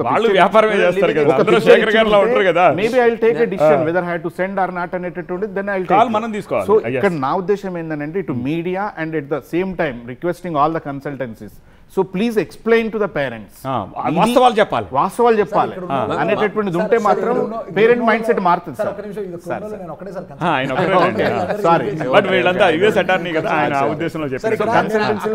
అనిపించింది సార్, అంటే మీరు వేసిన పేరు చూస్తే అమెరికా అని రాశారు కదా, అమెరికాగా ఉన్నోడే అమెరికాలో రాణించగలిగారు. అమెరికా కాకపోతే కష్టం, డల్ గా ఉండి అట్లా వాళ్ళు పోతే వాళ్ళు ఇబ్బంది పడతారు. అమెరికాగా ఉండేవాళ్ళు వెళ్ళాలంటే చాలా తక్కువ ఉంటారు. మళ్ళీ అంటే అక్కడ కొంత మౌల్డ్ అవుతారు సార్, కొంతవరకు మౌల్డ్ అవుతారు సార్. అందరికీ బేసిక్ ఎబిలిటీ ఉంటుంది, సో దాన్ని కరెక్ట్గా షార్పన్ చేసుకుంటే అవుతారు సార్. మేమైతే ప్రతి ఒక్కరికి రాసి చూపిస్తాం సార్, ఇంత ఖర్చు అవుతుంది మీరు పెట్టుకునేటట్టయితేనే మీరు పోండి అని మేము 100% చెప్తాం. బట్ మనం మన సెల్ఫ్ రెస్పెక్ట్ గురించి ఆలోచిస్తే అమెరికాలో ఉన్న సిటిజన్స్కి they need rich life and they need comfortable life. వాళ్ళు ఏంటంటే వాళ్ళు లేబర్లా పనిచేయడానికి వాళ్ళు యాక్సెప్టబుల్గా ఉండరు. అండ్ ఈవెన్ ఇండియాలో మనం కూడా లేబర్గా పనిచేయాలంటే కొంచెం వెనక ముందు అవుతాం. సో వాళ్ళకి లేబర్స్ కావాలనేసి ఇలాంటివి చేస్తున్నారా? ఎవరైనా బోలు దోమారా అనేసి అక్కడికి మనం అందుకు వెళ్ళాలా? నా కొడుకు మీకన్నా 2 ఏళ్ళు పెద్ద ఉంటాడు. మా ఫ్యామిలీ ఇతను కూడా ఉన్నాడు. మా వాళ్ళు కంపల్సరీగా మీరు రెస్టారెంట్లో పని చేపిస్తారు. Maybe she's asking about whites, sir. Whites ఆ డిఫరెన్స్ ఏముండదు. ఇంకా యావరేజ్ ఇండియన్ ఇన్కమే ఎక్కువ ఉంటుంది అక్కడ. అంటే ఆ అమ్మాయి అడిగే పాయింట్ లో నాకు ఇంకోటి కూడా కనిపిస్తుంది. ఇప్పుడు ఒక సగటు ఇండియన్ వెళ్ళి పెట్రోల్ స్టేషన్ లో పనిచేస్తే రోజుకి వాడికి ఒక $8 ఇస్తే అదే అమెరికాని పెట్టుకుంటే $20 ఇస్తారు. అట్లేం లేదండి, ఉంది ఈ పాయింట్ వస్తుంది. అలాగా సార్, క్యాష్ జాబ్ అయితే సార్ అది ఎప్పుడంటే స్టూడెంట్ గా ఉండి వాడు పోతే ఇప్పుడు వాడికి అమెరికన్ కి $20 ఎందుకు ఇస్తారంటే వాడు ఈ లీగల్లీ లేబర్ లా. సో వాడు ఏమంటాడు, నువ్వు క్యాష్ జాబ్ కి వస్తున్నావు నా దగ్గరికి కాబట్టి నీకు $8 ఇస్తానంటాడు. వీడికి వర్క్ పర్మిట్ ఉంది అనుకోండి, EAD అంటారు సార్ దాన్ని, అంటే ఎంప్లాయ్మెంట్ ఆథరైజేషన్ డాక్యుమెంట్. అది ఉంటే వీడికి కూడా 20 ఇస్తారు. అట్లే ఉండదు. 8 ఇవ్వడానికి కారణం ఏంటంటే వీడు ఇల్లీగల్ గా పనిచేస్తున్నాడు. అదే మరి నేను అనేది, మరి ఇల్లీగల్ గా పనిచేసినప్పుడు వైట్ కైనా అదే ఇస్తాడు sir. Even if you're white, if you are working illegally, for example, you are allowed to work for 8 hours a day, and you are working for 12 hours, for the remaining 4 hours, even if you are a white, you will be paid half of the salary. Double. Okay. So ఇవి parents కష్టాలు ఇన్ని ఉన్నాయి. So parents దృష్టిలో పెట్టుకోవాలి. మీరు తొందరపడి నిర్ణయాలు తీసేసుకోకుండా ఈ ప్రోస్ అండ్ కాన్స్ మొత్తం అంతా కూలంకషంగా మాట్లాడి ప్రాపర్ కన్సల్టెన్సీ దగ్గరికి వెళ్ళి అన్నీ మాట్లాడి యూనివర్సిటీలు లేకపోతే అంతకుముందు వెళ్ళిన స్టూడెంట్స్ అక్కడున్న మన బోలెడు మంది ఉన్నారు, లేకపోతే ఇలాంటి ఎడ్యుకేట్ చేసేవాళ్ళు బోలెడు మంది ఉన్నారు. వాళ్ళందరి అభిప్రాయాలు తెలుసుకున్న తర్వాతే కాల్ తీసుకోవాలి. మూవింగ్ ఆన్, నెక్స్ట్ సెగ్మెంట్, న్యాయపరమైన చిక్కులు ఏమొస్తున్నాయి, ఈ ఎంటైర్ ప్రాసెస్లో న్యాయపరమైన చిక్కులు ఏమొస్తున్నాయి, దానికి సంబంధించి చర్చను కొనసాగిద్దాం. సో ఏ రకమైన చిక్కులు వస్తున్నాయి? ఇప్పుడు న్యాయపరమైన చిక్కులు, విద్యార్థులు ఇక్కడ నుంచి మన తెలుగు రాష్ట్రాల నుంచి వెళ్ళే వాళ్ళు ప్రాపర్ యూనివర్సిటీ తీసుకొని వెళ్తున్నారు సార్, పక్కా, దాంట్లో డౌట్ లేదు. ఎవరు ఎక్కడికి వెళ్ళి ఏదో కొంతమంది ఇప్పుడు అట్లా ఏం లేదు, కరెక్ట్గా వెళ్తున్నారు. అక్కడైతే 99% ఎలాంటి ప్రాబ్లం లేదు. కాకపోతే అక్కడ పోయిన తర్వాత వీళ్ళకున్న న్యాయపరమైన చిక్కు ఒకటి ఏంటంటే, నేను ఇంతకుముందు చెప్పినట్టుగా Day 1 CPT చేసే వాళ్ళు ఏం చేస్తున్నారంటే, వాళ్ళు యూనివర్సిటీ కాలిఫోర్నియాలో ఉంటే వాళ్ళు న్యూయార్క్లో పనిచేస్తున్నప్పుడు వాళ్ళు పట్టుబడుతున్నారు. అట్లాంటి పనులు చేస్తే పట్టుకున్నప్పుడు I think you must have seen the government the statement by the foreign minister of India, we support eliminating the illegal immigrants, undocumented immigrants చెప్పారు. కాబట్టి అలాంటి తప్పు చేసిన వాళ్ళు ఖచ్చితంగా వాళ్ళు చిక్కులు ఎదుర్కొంటున్నారు, న్యాయపరమైన చిక్కులు ఎదుర్కొంటున్నారు. ఒకటి. రెండోది, ఇంతసేపు మనం మాట్లాడింది ఏంటంటే, వాళ్ళు అక్కడికి వెళ్ళి బయట పని చెయ్యకూడదు అనేది ప్రతి ఒక్కరికి తెలుసండి. తెలియదు అనడం కరెక్ట్ కాదు. టక్మని కన్సల్టెంట్ మీద వేయటము, వాళ్ళకి తెలుసు బయట పని చేయకూడదని, వాళ్ళకి చెప్తారు కూడా యూనివర్సిటీలో, you're not. But still because it has become a culture and accepted practice, బయటికి వెళ్ళి పని చేసినప్పుడు వాళ్ళని ఎప్పుడైనా ఐస్ రైడ్ చేస్తే వాళ్ళకి న్యాయపరమైన చిక్కులు వస్తాయండి. ఒకటి. ఇవి కాకుండా మిగతావి ఏంటంటే, వాళ్ళు వీసా F1 వీసా కొన్ని కండిషన్స్ ఉంటాయండి. అంటే you have to attend so many classes, అలా అటెండ్ కాకపోతే heal become out of status. అలాగే వాళ్ళు GPS స్కోర్ చేయటము, అదే అవన్నీ యూనివర్సిటీలో ఉన్నాం సార్. సో జనిత గారు ఒక మాట చెప్పండి. ఇప్పుడు నిన్న డీపోర్ట్ అయిపోయి ఇండియాకు వచ్చిన వ్యక్తి స్టేట్మెంట్ నిన్న దినపత్రికలో చదివాను నేను. మాకు సంఖ్యలు వేశారు, యుద్ధ విమానంలోకి తీసుకొచ్చి కూర్చోబెట్టారు, మేము ఎక్కడికి వెళ్తున్నామో తెలియదు, చాలాసేపు ఫ్లై అయ్యాము, ల్యాండ్ అయిన తర్వాత మమ్మల్ని బయటకు తీసుకొచ్చారు, then we came to know that we're in India. అలాంటివి చూసినప్పుడు ఎంత భయం వేస్తుంది ఇక్కడ తల్లిదండ్రులకి. అంటే నా దృష్టిలో, నా ఒపీనియన్ అయితే డెఫినెట్గా వాళ్ళకు కొంత ఇన్స్ట్రక్షన్స్ ఇస్తారండి. ఊరికే అలా విమానం ఎక్కించేసి ఎక్కడికి వెళ్తున్నారో తెలియకుండా ఒక దగ్గర దింపేయడం అనేది ఉండదు. నేను లేదు చెప్పట్లేదు, ఐ షో యూ. నిన్న దినపత్రికలో వచ్చిన మాటే, మీకు కావాలంటే exactly I have screen shot. నేను ఐ డోంట్ నో దట్ నేను అది క్లెయిమ్ చేస్తారు మన వాళ్ళంతా. నేను చెప్తాను కదా, డిపోర్టేషన్ వచ్చిన పిల్లలు ఏం మాట్లాడతారు తెలుసా? Reality, they have their version and there the CBP version and real version. అన్ని ఫేక్ చెప్తారన్నట్టు. నాన్న ఆయన పోవడంతోనే నన్ను ఎలగొట్టారని చెప్తారు. ఏం లేదు, మాకు సంబంధం లేదు, ఆఫీసర్ ఉన్నాడు చూడు ఎలగొట్టేసిండు అంటారు. వాళ్ళ పేరెంట్స్ చెప్తారు, మా అబ్బాయి నట్టు ఎలగొట్టారంటే ఊరికే ఎలగొడతారా? ఊరికే మీ అందరం వెళ్తున్నాం కదా, వచ్చిపోతున్నాం కదా. ఆ పోర్ట్ ఆఫ్ ఎంట్రీలో కొంచెం ప్రొసీజర్ ఉంటుంది, క్వశ్చన్స్ అడుగుతారు, క్వశ్చన్స్లో దొరికిపోతారు మన వాళ్ళు. ఇక్కడ పని చేసావు ఏంటంటే, ముందు ఎవరైనా ఏం చెప్తారు, మేము పని చేయలేదని చెప్తారు. ఇప్పుడు మీ ఫోన్ తీసుకుంటారు, మీ కంప్యూటర్ తీసుకుంటారు, తీసుకొని ఎవిడెన్షియల్గా వాళ్ళ దగ్గర ఉంటుంది. అవన్నీ ఎవిడెన్స్ లేకుండా ఊరికి రిపోర్ట్ చేయరు. చెప్పడం మాత్రం ఫాదర్ తిడతారు కదా, ఇక్కడికి వస్తే పేరెంట్స్ ఇబ్బంది పడతారు కదా. టు క్లెయిమ్ దట్ అది US రాంగ్, ఆ CBP ఆఫీసర్ రాంగ్, నేనే ఫుల్ రైట్ అమెరికాలో. ఇప్పుడు దీనికి సొల్యూషన్ న్యాయపరంగా ఇలాంటి సమస్యలు వచ్చినప్పుడు చిన్న ఎగ్జాంపుల్ చెప్తా సార్. చిన్న ఎగ్జాంపుల్, ఒక స్టూడెంట్ ఇమిగ్రేషన్కి వెళ్ళాడండి. ఇమిగ్రేషన్ ఇంటర్వ్యూలో ఏమడిగారంటే, నువ్వు వీసా ఆఫీస్కి పోయినప్పుడు ఏం ఫండ్స్ చూపించావు అని అంటే, I have shown 40 lakh funds in state bank of India అని చెప్పాడు. చెప్తే ఆయన ఏమన్నాడు, నో ప్రాబ్లం ల్యాప్టాప్ తీసుకురా నీ అకౌంట్ ఓపెన్ చేయంటే లేదు సార్ నా దగ్గర లేదు సార్ అకౌంట్ ఇప్పుడు అన్నాడు. ఏం పర్లేదు నువ్వు అక్కడ కూర్చో మీ నాన్న లేచినాకనే చేద్దు అని చెప్పి కూర్చోబెట్టారు 6 గంటలు. సో వాళ్ళు కూర్చోబెట్టిన తర్వాత అది ఓపెన్ చేస్తే 0 ఫండ్స్ ఉన్నాయండి దాన్ని వెనక్కి పంపించారు, డిపోర్ట్ చేశారు. వాడు వచ్చి బయటికి అది చెప్పాడు సార్ మీరు ఇప్పుడు ఎట్లయితే పేపర్లో చదివి చెప్తున్నారు, వాడు మా దగ్గరకు వచ్చి ఏం చెప్తాడు అసలు ఏమీ లేదండి వాడు 7 అడుగులు ఉన్నాడు ఆఫీసర్ దాన్ని ఇట్లా చూశాడు భయపెట్టాడు అది చేశాడు ఇది చెప్తారు. Lot of thing going on sir. సరే go ahead your asking somebody. యూజువల్గా యూఎస్ లాస్లో ఎలా ఉంటాయి అని అంటే ప్రొసీజరల్ వాళ్ళు డెఫినెట్గా ఫాలో అవుతారు. ఏమీ చెప్పకుండా మిమ్మల్ని అట్లా ఎక్కించడానికి ఉండదు. యూజువల్గా ఇప్పుడు స్టూడెంట్స్ ఎవరైనా డిపోర్ట్ చేసేటప్పుడు కూడా దట్స్ ఓకే వాళ్ళు చాలా స్ట్రిక్ట్ గా ఉంటాయి. ఇప్పుడు మీరు చెప్తున్నట్టు జరుగుతోంది, బట్ మనకి అక్కడ ఎలాంటి సపోర్ట్ దొరుకుతుంది? మన వాళ్ళకి వెళ్ళిన వాళ్ళకి తప్పు చేసో ఒప్పు చేసో ఏదో ఒకటి వాళ్ళకి ఎలాంటి సపోర్ట్ దొరుకుతుంది? అంటే మీరు బ్లంట్ గా వయలేట్ చేసినప్పుడు మీకు ఎలా అంటే ఒక ఛాన్స్ ఇస్తారు మీకు ఫోన్ చేసుకోవడానికి, మీకు చెప్తారు ఆల్రెడీ మేము మిమ్మల్ని డిపోర్ట్ చేస్తున్నాము. ఆ క్వశ్చన్స్లో కూడా అంటే మీరు ప్రెషర్ ఫీల్ అయ్యి ఇట్లా ఏ కంట్రీ నుంచి మీరు వాటర్ తాగుతారా, నీకు ఏమైనా హెల్త్ ప్రాబ్లమ్స్ ఉన్నాయా, ఏమైనా మెడికేషన్ యూజ్ చేస్తున్నావా, ఇలాంటివన్నీ అడిగి ఆ తర్వాత యాక్చువల్గా అడుగుతారనమాట.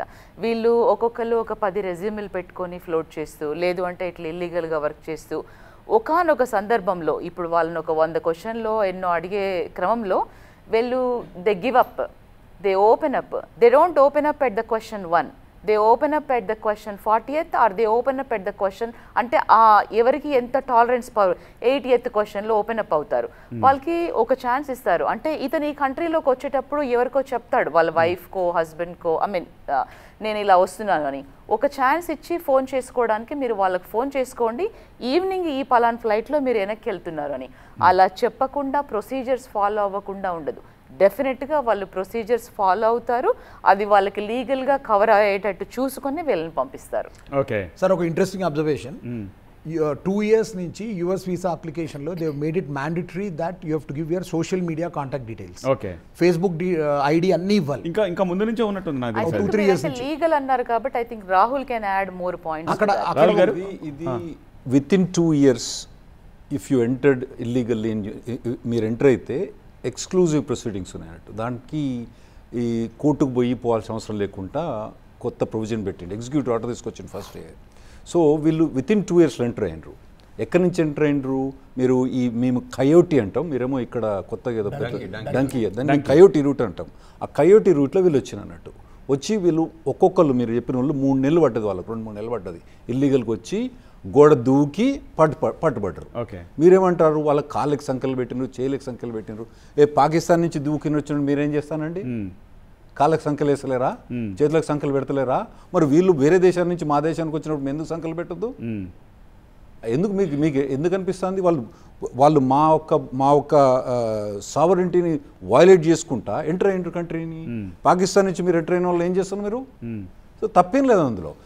తర్వాత ఐ వాంట్ రెస్పాండ్ అతని అబ్బాయికి మీడియా గేమింగ్ మీడియా మీకు మాస్టర్స్ అయిపోయిన తర్వాత ఫస్ట్ ఇయర్ ఓపీటీ పీరియడ్లో సెల్ఫ్ ఎంప్లాయ్మెంట్ ఎలా ఉంటుంది మీకు. మీకు వేరే ఎంప్లాయర్ అవసరం లేదు. ఇంకోటి మీరు అడిగిన కదా సెల్ఫ్ ఎంప్లాయ్మెంట్ ఎలా January 18th, 2025 just 1 month back మనకు కొత్త రెగ్యులేషన్స్ వచ్చినాయి. ఆ రెగ్యులేషన్ ప్రకారం నువ్వే అక్కడ పోయిన తర్వాత నువ్వు మాస్టర్స్ అయిపోయిన తర్వాత లేదా మాస్టర్ కాకముందు కూడా నువ్వే అక్కడ ఒక కంపెనీ పెట్టి నిన్ను నువ్వే స్పాన్సర్ చేసుకోవచ్చు H1B. అటువంటి ప్రొవిజన్ యుఎస్ క్రియేట్ చేసింది. ఇంకోటి మీకు అక్కడ కంపెనీ పెట్టాలంటే ఇక్కడ మీరు కూర్చొని లేదా మీ అత్తను మీ తాత ఉంటాడు కదా ఇట్లా ఆన్లైన్ పెట్టేసి $500 పెడితే మీ కంపెనీ ఓపెన్ అవుతుంది. అక్కడ కంపెనీ ఓపెన్ చేయాలన్నా కూడా ట్యాక్స్ ఐడి రావాలన్నా కూడా వెరీ ఈజీ. అసలు లాయర్ అవసరం లేదు. చార్టెడ్ అకౌంటెంట్ దగ్గర పోతే విత్ ఇన్ 3-4 daysలో మీకు ట్యాక్స్ ఐడి అయ్యి బ్యాంక్ అకౌంట్ ఓపెన్ చేయొచ్చు. ఓకే అంటే మీ మేడం రెస్పాండ్ చేస్తున్నా అంటే మీరు అక్కడ ఎంటర్ప్రినర్ కావాల్స్తే అక్కడ చాలా ఈజీ ప్రొవిజన్స్ ఉన్నాయి మీకు. Okay okay US is very strict అందరికీ తెలిసిందే కదా. మరి ఒక్కొక్కడు హౌ ఈజ్ ఈ అన్ని H1B అప్లికేషన్స్ ఎలా చేస్తున్నాడు అది తీసుకుంటే లైక్ ఒక్కొక్కడు they are putting 20-30. US is very strict అందరికీ తెలుసు. Laws they follow the law ఫుల్గా rules and regulation they follow. And GRE exam is a mandatory right. అది అందరికీ తెలిసిన ఓపెన్ సీక్రెట్ అనుకుంటా ఇప్పుడు కరెక్ట్. ఒక్కొక్కళ్ళు 340కి ఇస్ ద ఎగ్జామ్. 320 ఇదివరకు getting above 300 was a very good thing or maybe 320 was very good. ప్రతివాడు 324, 330 కూడా it was going. It was like open secret, అందరికీ తెలుసు. అంటే someone is sitting in front of the camera, people are writing. అంటే ఇంత strict country, how is it accepting that GPA, okay I'll take an example, I don't want to mention any names. GPA 6, ఒక Indian normal కాలేజ్లో 6 వచ్చింది GPA వాడికి, 324 GRE వచ్చి వాడు ఆ కాలేజ్కి వెళ్తున్నాడంటే is he really going to చదువుకోవడానికే వెళ్తున్నాడా? ఇప్పుడు చదువుకునేవాడు, ఇప్పుడు నేను ఉన్నాను, చదువుకోవడానికి వెళ్ళాలనుకోండి, quality education which all the dignitaries had mention, Ivy League అని ఉంది. ఎంతమంది ఇండియన్స్ ఐవీ లీగ్స్లో ఉన్నారు? ఐవీ లీగ్తో కాంపిటీట్ అయ్యే ఐఐటీస్ అని, ఎన్ఐటీస్ ఆర్ ఎయిమ్స్, మెడికేషన్కి వస్తే ఎయిమ్స్ కూడా ఉన్నాయి. Because lot of other country people are coming medication కోసం. I heard that Elizabeth also came for some medication to India. Okay, అలాంటి సిచ్యువేషన్లో ఇంత స్ట్రిక్ట్ అయిన అమెరికా ఎందుకు అది ఎందుకు చూడట్లేదు దాన్ని? అంటే ఎందుకు అది ఎలిమినేట్, లైక్ ఆప్షనల్గా ఎందుకు, why is it thinking like that? అంటే it's very strict, right? So ఏవో లూప్ హోల్స్, ఆ లూప్ హోల్స్ ఎందుకు చేయట్లేదు అనేది క్వశ్చన్ అన్నమాట.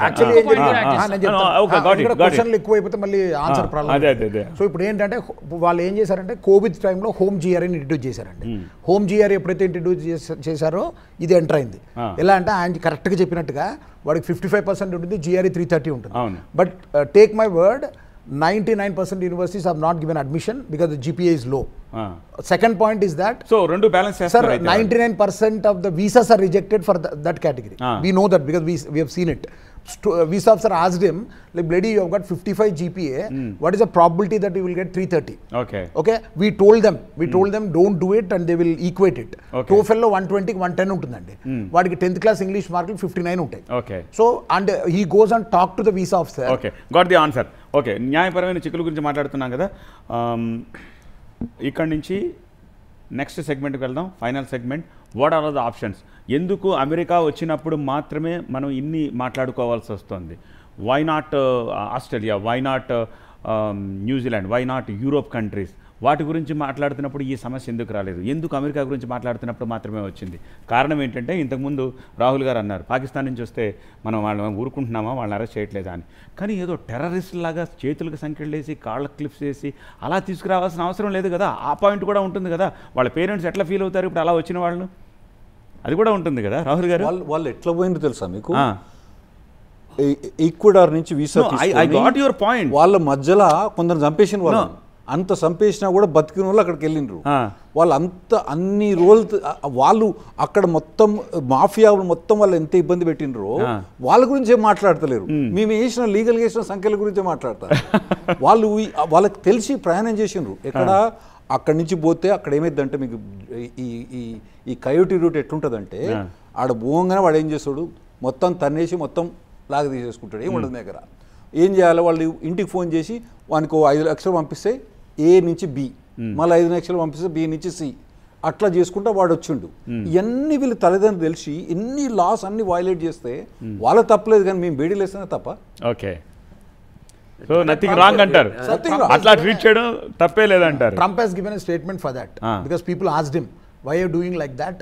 ఎందుకంటే ఇక్కడ యాక్చువల్లీ ఒక డిస్కషన్ ఉందండి. ఏంటంటే according to US law, immigration violation is considered as a civil offense.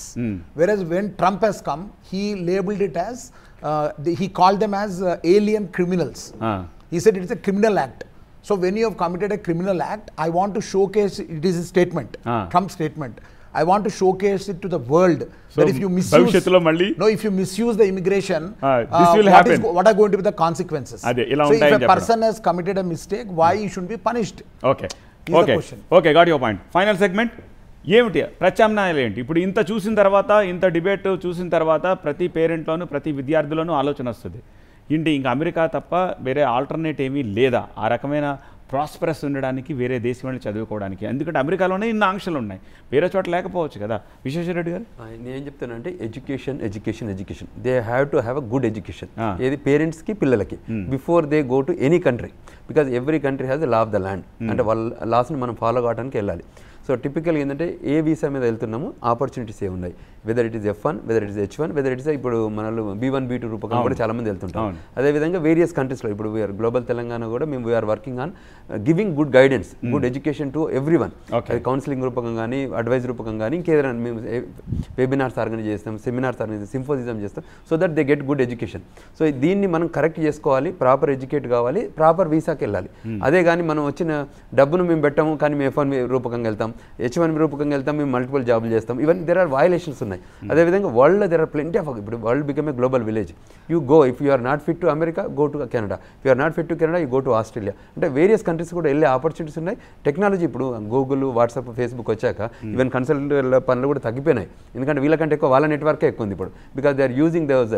ఈ మధ్య టూరిజంలో వెళ్తున్నారు, మల్టీమీడియాలో వెళ్తున్నారు, ఫిల్మ్ ఇండస్ట్రీలో వెళ్తున్నారు. There various visa types. ఇప్పుడు మీరు చూస్తే ఆల్ఫాబెటికల్ A to Z ప్రతి లెటర్కి ఒక వీసా టైప్ ఉందండి. మనం ఎప్పుడు మాట్లాడుకున్నా F1, H1 గురించి మాట్లాడతాం, కానీ there are plenty of other visas ఉన్నాయి. వాళ్ళు కూడా యూటిలైజ్ చేసుకోవచ్చు, ఆ ఏరియాలో ఉన్న వాళ్ళు కూడా ముందుకెళ్ళొచ్చు. ఎడ్యుకేషన్ ఇస్తున్నాం బాగా. కరెక్టే. నేను అనేది ఇన్ని చూసిన తర్వాత సరే ఇంకా అమెరికా ఎందుకు, ఇన్ని ప్రాబ్లమ్స్ ఉన్నాయి కదా, ఎప్పుడు ఎలా ఉంటుందో తెలియదు కదా, ట్రంప్ ఇంకా 4 ఏళ్ళు ఉంటాడు, ఇంకా ఏం తీసుకొస్తాడో భవిష్యత్తులో. దేశాల కంటే కూడా అమెరికా చాలా మంచి దేశం అండి. ఎందుకంటే మిగతా దేశాలలో గ్రీన్ కార్డ్ ఇవ్వట్లేదు, సిటిజన్షిప్ ఇవ్వట్లేదు, పిల్లలకి ఎంప్లాయ్మెంట్ ఇవ్వట్లేదు. ఇక్కడ ఇది కూడా ఒక కారణమా అమెరికా వైపే వెంపర్లాడుతూ వెళ్ళడానికి? ఈ జనరేషన్ అండి, లాస్ట్ 10 ఏళ్లలో ఒక generation they are marching towards to America. Okay, ఇప్పుడు చూడండి, నేను ఇప్పుడు మీరు చిన్న గ్రామీణ ప్రాంతం ప్రతి ఇంట్లో ఒకరు ఉన్నారండి అమెరికాలో ఇవాళ. So various and not only Dallas, every సిటీలో వెళ్ళారు. సో పీపుల్ అందరికి ఒక కంటెంట్ అందరు వెళ్ళిపోతున్నారు అంతే. ప్రత్యామ్నాయాలు లేవా? యూరోప్ వెళ్ళకూడదా? వెళ్ళొచ్చు కానీ వాళ్ళు అక్కడ వెళ్తే, ఇప్పుడు యూరోప్ లాంటిది ఏంటంటే లండన్ ఉంది అనుకోండి, మనం we're have a good discussion. London అమెరికాలో 10 లండన్లు ఉన్నాయి. సో ఎందుకు వెళ్ళారు అమెరికాకి? మీరు వేరే కంట్రీస్కి వెళ్ళా కూడా ఆపర్చునిటీస్ వైడ్ ఆపర్చునిటీస్ వైడ్ ఉన్నాయి. ఇప్పుడు మీకు ఇక్కడ ఆఫ్ షోర్ లాగా మన వాళ్ళు పనిచేస్తున్నారు ఇండియాలో. ఇవాళ ఏమైంది, నియర్ షోర్ వచ్చింది. నియర్ షోర్ లో మేము వెంట ఉరుగ్వాయ్ వెళ్తే 3000 మంది TCS ఎంప్లాయీస్ పనిచేస్తున్నారు. So they same time zone లో, సెంట్రల్ టైమ్ జోన్ లో డాలస్ లో కూర్చున్నట్టే వాళ్ళు సేమ్ టైమ్ జోన్ లో ఉరుగ్వాయ్లో కూర్చొని 1 hour ± లో కూర్చొని వాళ్ళు పనిచేస్తున్నారు. So there are opportunities in various countries also. They have work permits also ఉన్నాయి. దాన్ని యూటిలైజ్ చేసుకోమంటున్నాం. ఓకే, రాహుల్ గారు, what are the alternatives? $110 trillion global GDP అండి. అందులో $30 trillion US, అంటే దాదాపు 25% జీడిపి ప్రొడ్యూస్ చేసేది USA. మీకు ఇప్పుడు పెద్ద కంపెనీస్ చూద్దాం, టాప్ 20 కంపెనీస్ చూద్దాం. అన్ని కంపెనీసే, గూగుల్, యాపిల్, మైక్రోసాఫ్ట్, ఇవే ఫేస్బుక్, ఇవే కంపెనీస్ ఉన్నాయి. సౌదీ అరామ్కో అని ఒక కంపెనీ ఉంది, టెన్సెంట్ అని వేరే కంపెనీ ఉంది. అవి తక్కువ. మీకు ఇంకోటి వీళ్ళ ఫౌండర్స్ ఎవరెవరు? Apple founder immigrant, Tesla founder immigrant. Okay, Google CEO Sundar Pichai, Microsoft CEO Satyanarayana. అంటే ఇమిగ్రెంట్స్కు అక్కడ మేము ఇచ్చే ఆపర్చునిటీస్ మీరు మీ కంట్రీలో మీకు దొరకాయి. ఏ ఆపర్చునిటీస్ అమెరికా ఇమిగ్రెంట్స్కి ఇస్తుందో ఇండియా మీకు ఆపర్చునిటీస్ ఇవ్వదు. మీరు అక్కడికి రాండి, అక్కడికి ఎంటర్ప్రినర్షిప్ చూపెట్టండి, కష్టపడండి. That is a better way of solution. ఇంకోటి మీకు లాస్ట్ అని చెప్తానండి, నేను కనుక టీచర్ని అయితే, నాకు కనుక పిల్లలు ఉంటే ఇక్కడ, నేను కన్సల్టెంట్ని కాదు, నేను గుండె మీద చేసుకొని చెప్తాను, నా పిల్లగాని ఇప్పటికి కూడా నేను అమెరికాకు పంపిస్తారు. సో అమెరికా అవసరమే అంటున్నారు రాహుల్ గారు. జనిత గారు, ఆల్టర్నేటివ్స్ ఏమున్నాయి? ఒక విషయాన్ని అంగీకరించి తీరాలి రాహుల్ గారు కానీ, విశ్వేశ్వరరెడ్డి గారు కానీ, ఇన్క్లూడింగ్ శేఖర్ గారు. మీకు కూడా నాకు తెలిసి ఈ ఇన్సిడెంట్ అయిన తర్వాత మీకు రోజు వస్తున్న కాల్స్ కంటే తక్కువ వస్తూ ఉండొచ్చు, రోజు వస్తున్న క్లయింట్స్ కంటే తక్కువ వస్తూ ఉండొచ్చు. ఆ భయం అయితే అందరిలోనే ఉంది. సో ఎందుకు వచ్చిన తలనొప్పి? ఈ ట్రంపరీ ఉన్నంతకాలం ఈ తలనొప్పి ఎందుకు? ఈ 4 ఏళ్ల పాటు ఇన్స్టెడ్ ఆఫ్ అమెరికా పోనీ యూరోప్ ఆలోచిద్దామా, ఆస్ట్రేలియా ఆలోచిద్దామా, ఇంకెక్కడికైనా XYZ చోటుకి పంపిద్దామా అని చాలామంది అనుకుంటూ ఉంటారు. అలాంటి వెంచర్స్ ఏమున్నాయి అంటున్నాను నేను. ఇప్పుడు మీరు రెగ్యులర్గా వెళ్ళి చూస్తే ఇంత మనం ఎవ్రీడే న్యూస్లో మాట్లాడుతున్నాము ట్రంప్ గురించి, ఇమిగ్రేషన్ పాలసీస్ గురించి. ఎంతమంది ఆగుతున్నారండి వీసా వచ్చిన వాళ్ళు? ఒక్కసారి మీరు చూడండి ఎంతమంది ఆగిపోతున్నారు దీనివల్ల. అంటే లేదు అంటే ఆ ఐడియాలజీలో మార్పు రావాలి. ఆల్టర్నేటివ్స్ ఉన్నాయి, చాలా ఉన్నాయి. అమెరికాకు ఆల్టర్నేటివ్స్ ఇతర దేశాలు ఉన్నాయి. కానీ as I said, it's a personal choice. ఎక్కడికి నేను వెళ్ళాలి, నా జీవితం ఫ్యూచర్లో ఎలా ఉండాలి, నేను ఏది చేస్తే బాగుంటుంది, దాని ప్రకారంగా ఏ కంట్రీకి వెళ్తాను. సో మనం ఇవన్నీ మాట్లాడుకున్నా, ఇప్పుడు డిబేట్ చూసినా, మనం చెప్పినా కూడా ఉన్నారు. సో కాబట్టి వాళ్ళు పేరెంట్స్లో డెఫినెట్గా మార్పు వస్తుంది. ఎందుకంటే వాళ్ళు ఆలోచిస్తారు ఇవన్నీ విన్నాక. కానీ స్టూడెంట్స్ రావాలి. భయం కారణంగానేగా. డెఫినెట్గా స్టూడెంట్స్లో మార్పు రావాలి. మీరు ముందుగా ఎక్కడికి వెళ్తున్నారు అనేది డ్యూ డెలిజెన్సీ చేసి హోంవర్క్ చేయండి. ఒకవేళ ఈ కంట్రీలో ఇలా ఉంటే నాకు ఇంకా ఆపర్చునిటీస్ వేరే కంట్రీస్లో ఎలా ఉన్నాయి. ఇప్పుడు రాహుల్ గారు చెప్పినట్టు డెఫినెట్గా అంటే ఇమిగ్రెంట్స్కి పెద్దపీఠం వేస్తుంది అమెరికా. అంటే అందరు ఇమిగ్రెంట్స్కి కాదు, నీ సత్తా ఏంటో నువ్వు చూపించాలి, నీ హార్డ్ వర్కింగ్, అసలు నువ్వేంటి అనేది నువ్వు ప్రూవ్ చేసుకోవాలి. అలాంటప్పుడు they will give you everything what you want. Okay, Manipavitra garu conclude చేయండి. What are all the alternatives? India is the best alternative. Wonderful answer. ఎందుకంటే I'll give you the numbers. ఇండియాలో real estate sector 1 trillion it is going to be by 2030. Okay, ఇండియాలో e commerce $300 billion industry. ఇండియాలో health care $372 billion by year 2025. ఇండియాలో demat accounts, finance sector ఇంతకుముందు 1% ఉంది, యూఎస్లో already 60% ఉంది. మనకి అంత స్కోప్ ఆఫ్ గ్రోత్ ఇండియాలో రైట్ నౌ ఉంది. ఏ సెక్టర్లో చూసినా రైట్ నౌ ఆపర్చునిటీ ఇండియాలో ఉంది. ఇండియాలోనే ఉండండి, ఇండియాలో ఆంటర్ప్రీనర్స్ అవ్వండి, ఎంప్లాయీస్ కింద ఆలోచించదు. ఇప్పుడు మనకి చూస్తే గిగ్ వర్కర్స్ అనేది ఇండియాలో విపరీతంగా ఉన్నారు. 30,000 to 60,000 least case scenario. Every day నేను ఎంత మందిని కలుస్తానండి, they are earning very very good money in India right now. మనకున్నంత ఆపర్చునిటీ, మనకున్నంత ఈ-కామర్స్ ఎక్స్ప్లోజన్, మనకున్నంత సపోర్ట్, మనకున్న రిసోర్స్ ప్రపంచంలో ఎక్కడా లేవు. సో వేరే దేశాన్ని కూడా ఆలోచించొద్దు, India is the best option. Okay okay, so India is the best అంటారు. So by and large debate. Just 1 second sir. America అవసరమా, అమెరికానే పోవాలన్నా వేరే ఆల్టర్నేటివ్స్ ఉండాలా అనే దానికి already youth started exploring different destinations. Now people are not going only to America. For example you want management education, people are opting UK, ఎందుకంటే UK is the best place అని వాళ్ళు బిలీవ్ చేస్తారు కాబట్టి. అట్లాగే Australia mining, civil engineering వీటికి ఆస్ట్రేలియాకి వెళ్తున్నారు. తర్వాత అట్లాగే జపాన్ కూడా వెళ్తున్నారు చాలా మంది. సో ఆల్రెడీ అది స్టార్ట్ అయిపోయిందండి. ఇప్పుడు మా దగ్గరకు వచ్చే స్టూడెంట్స్ అందరు కాకపోయినా పెరుగుతుంది ఆ నంబరు. వాళ్ళు ఏమడుగుతున్నారంటే question, sir don't tell us about the country, tell us about the university where my specialization is the best. People are going to Singapore.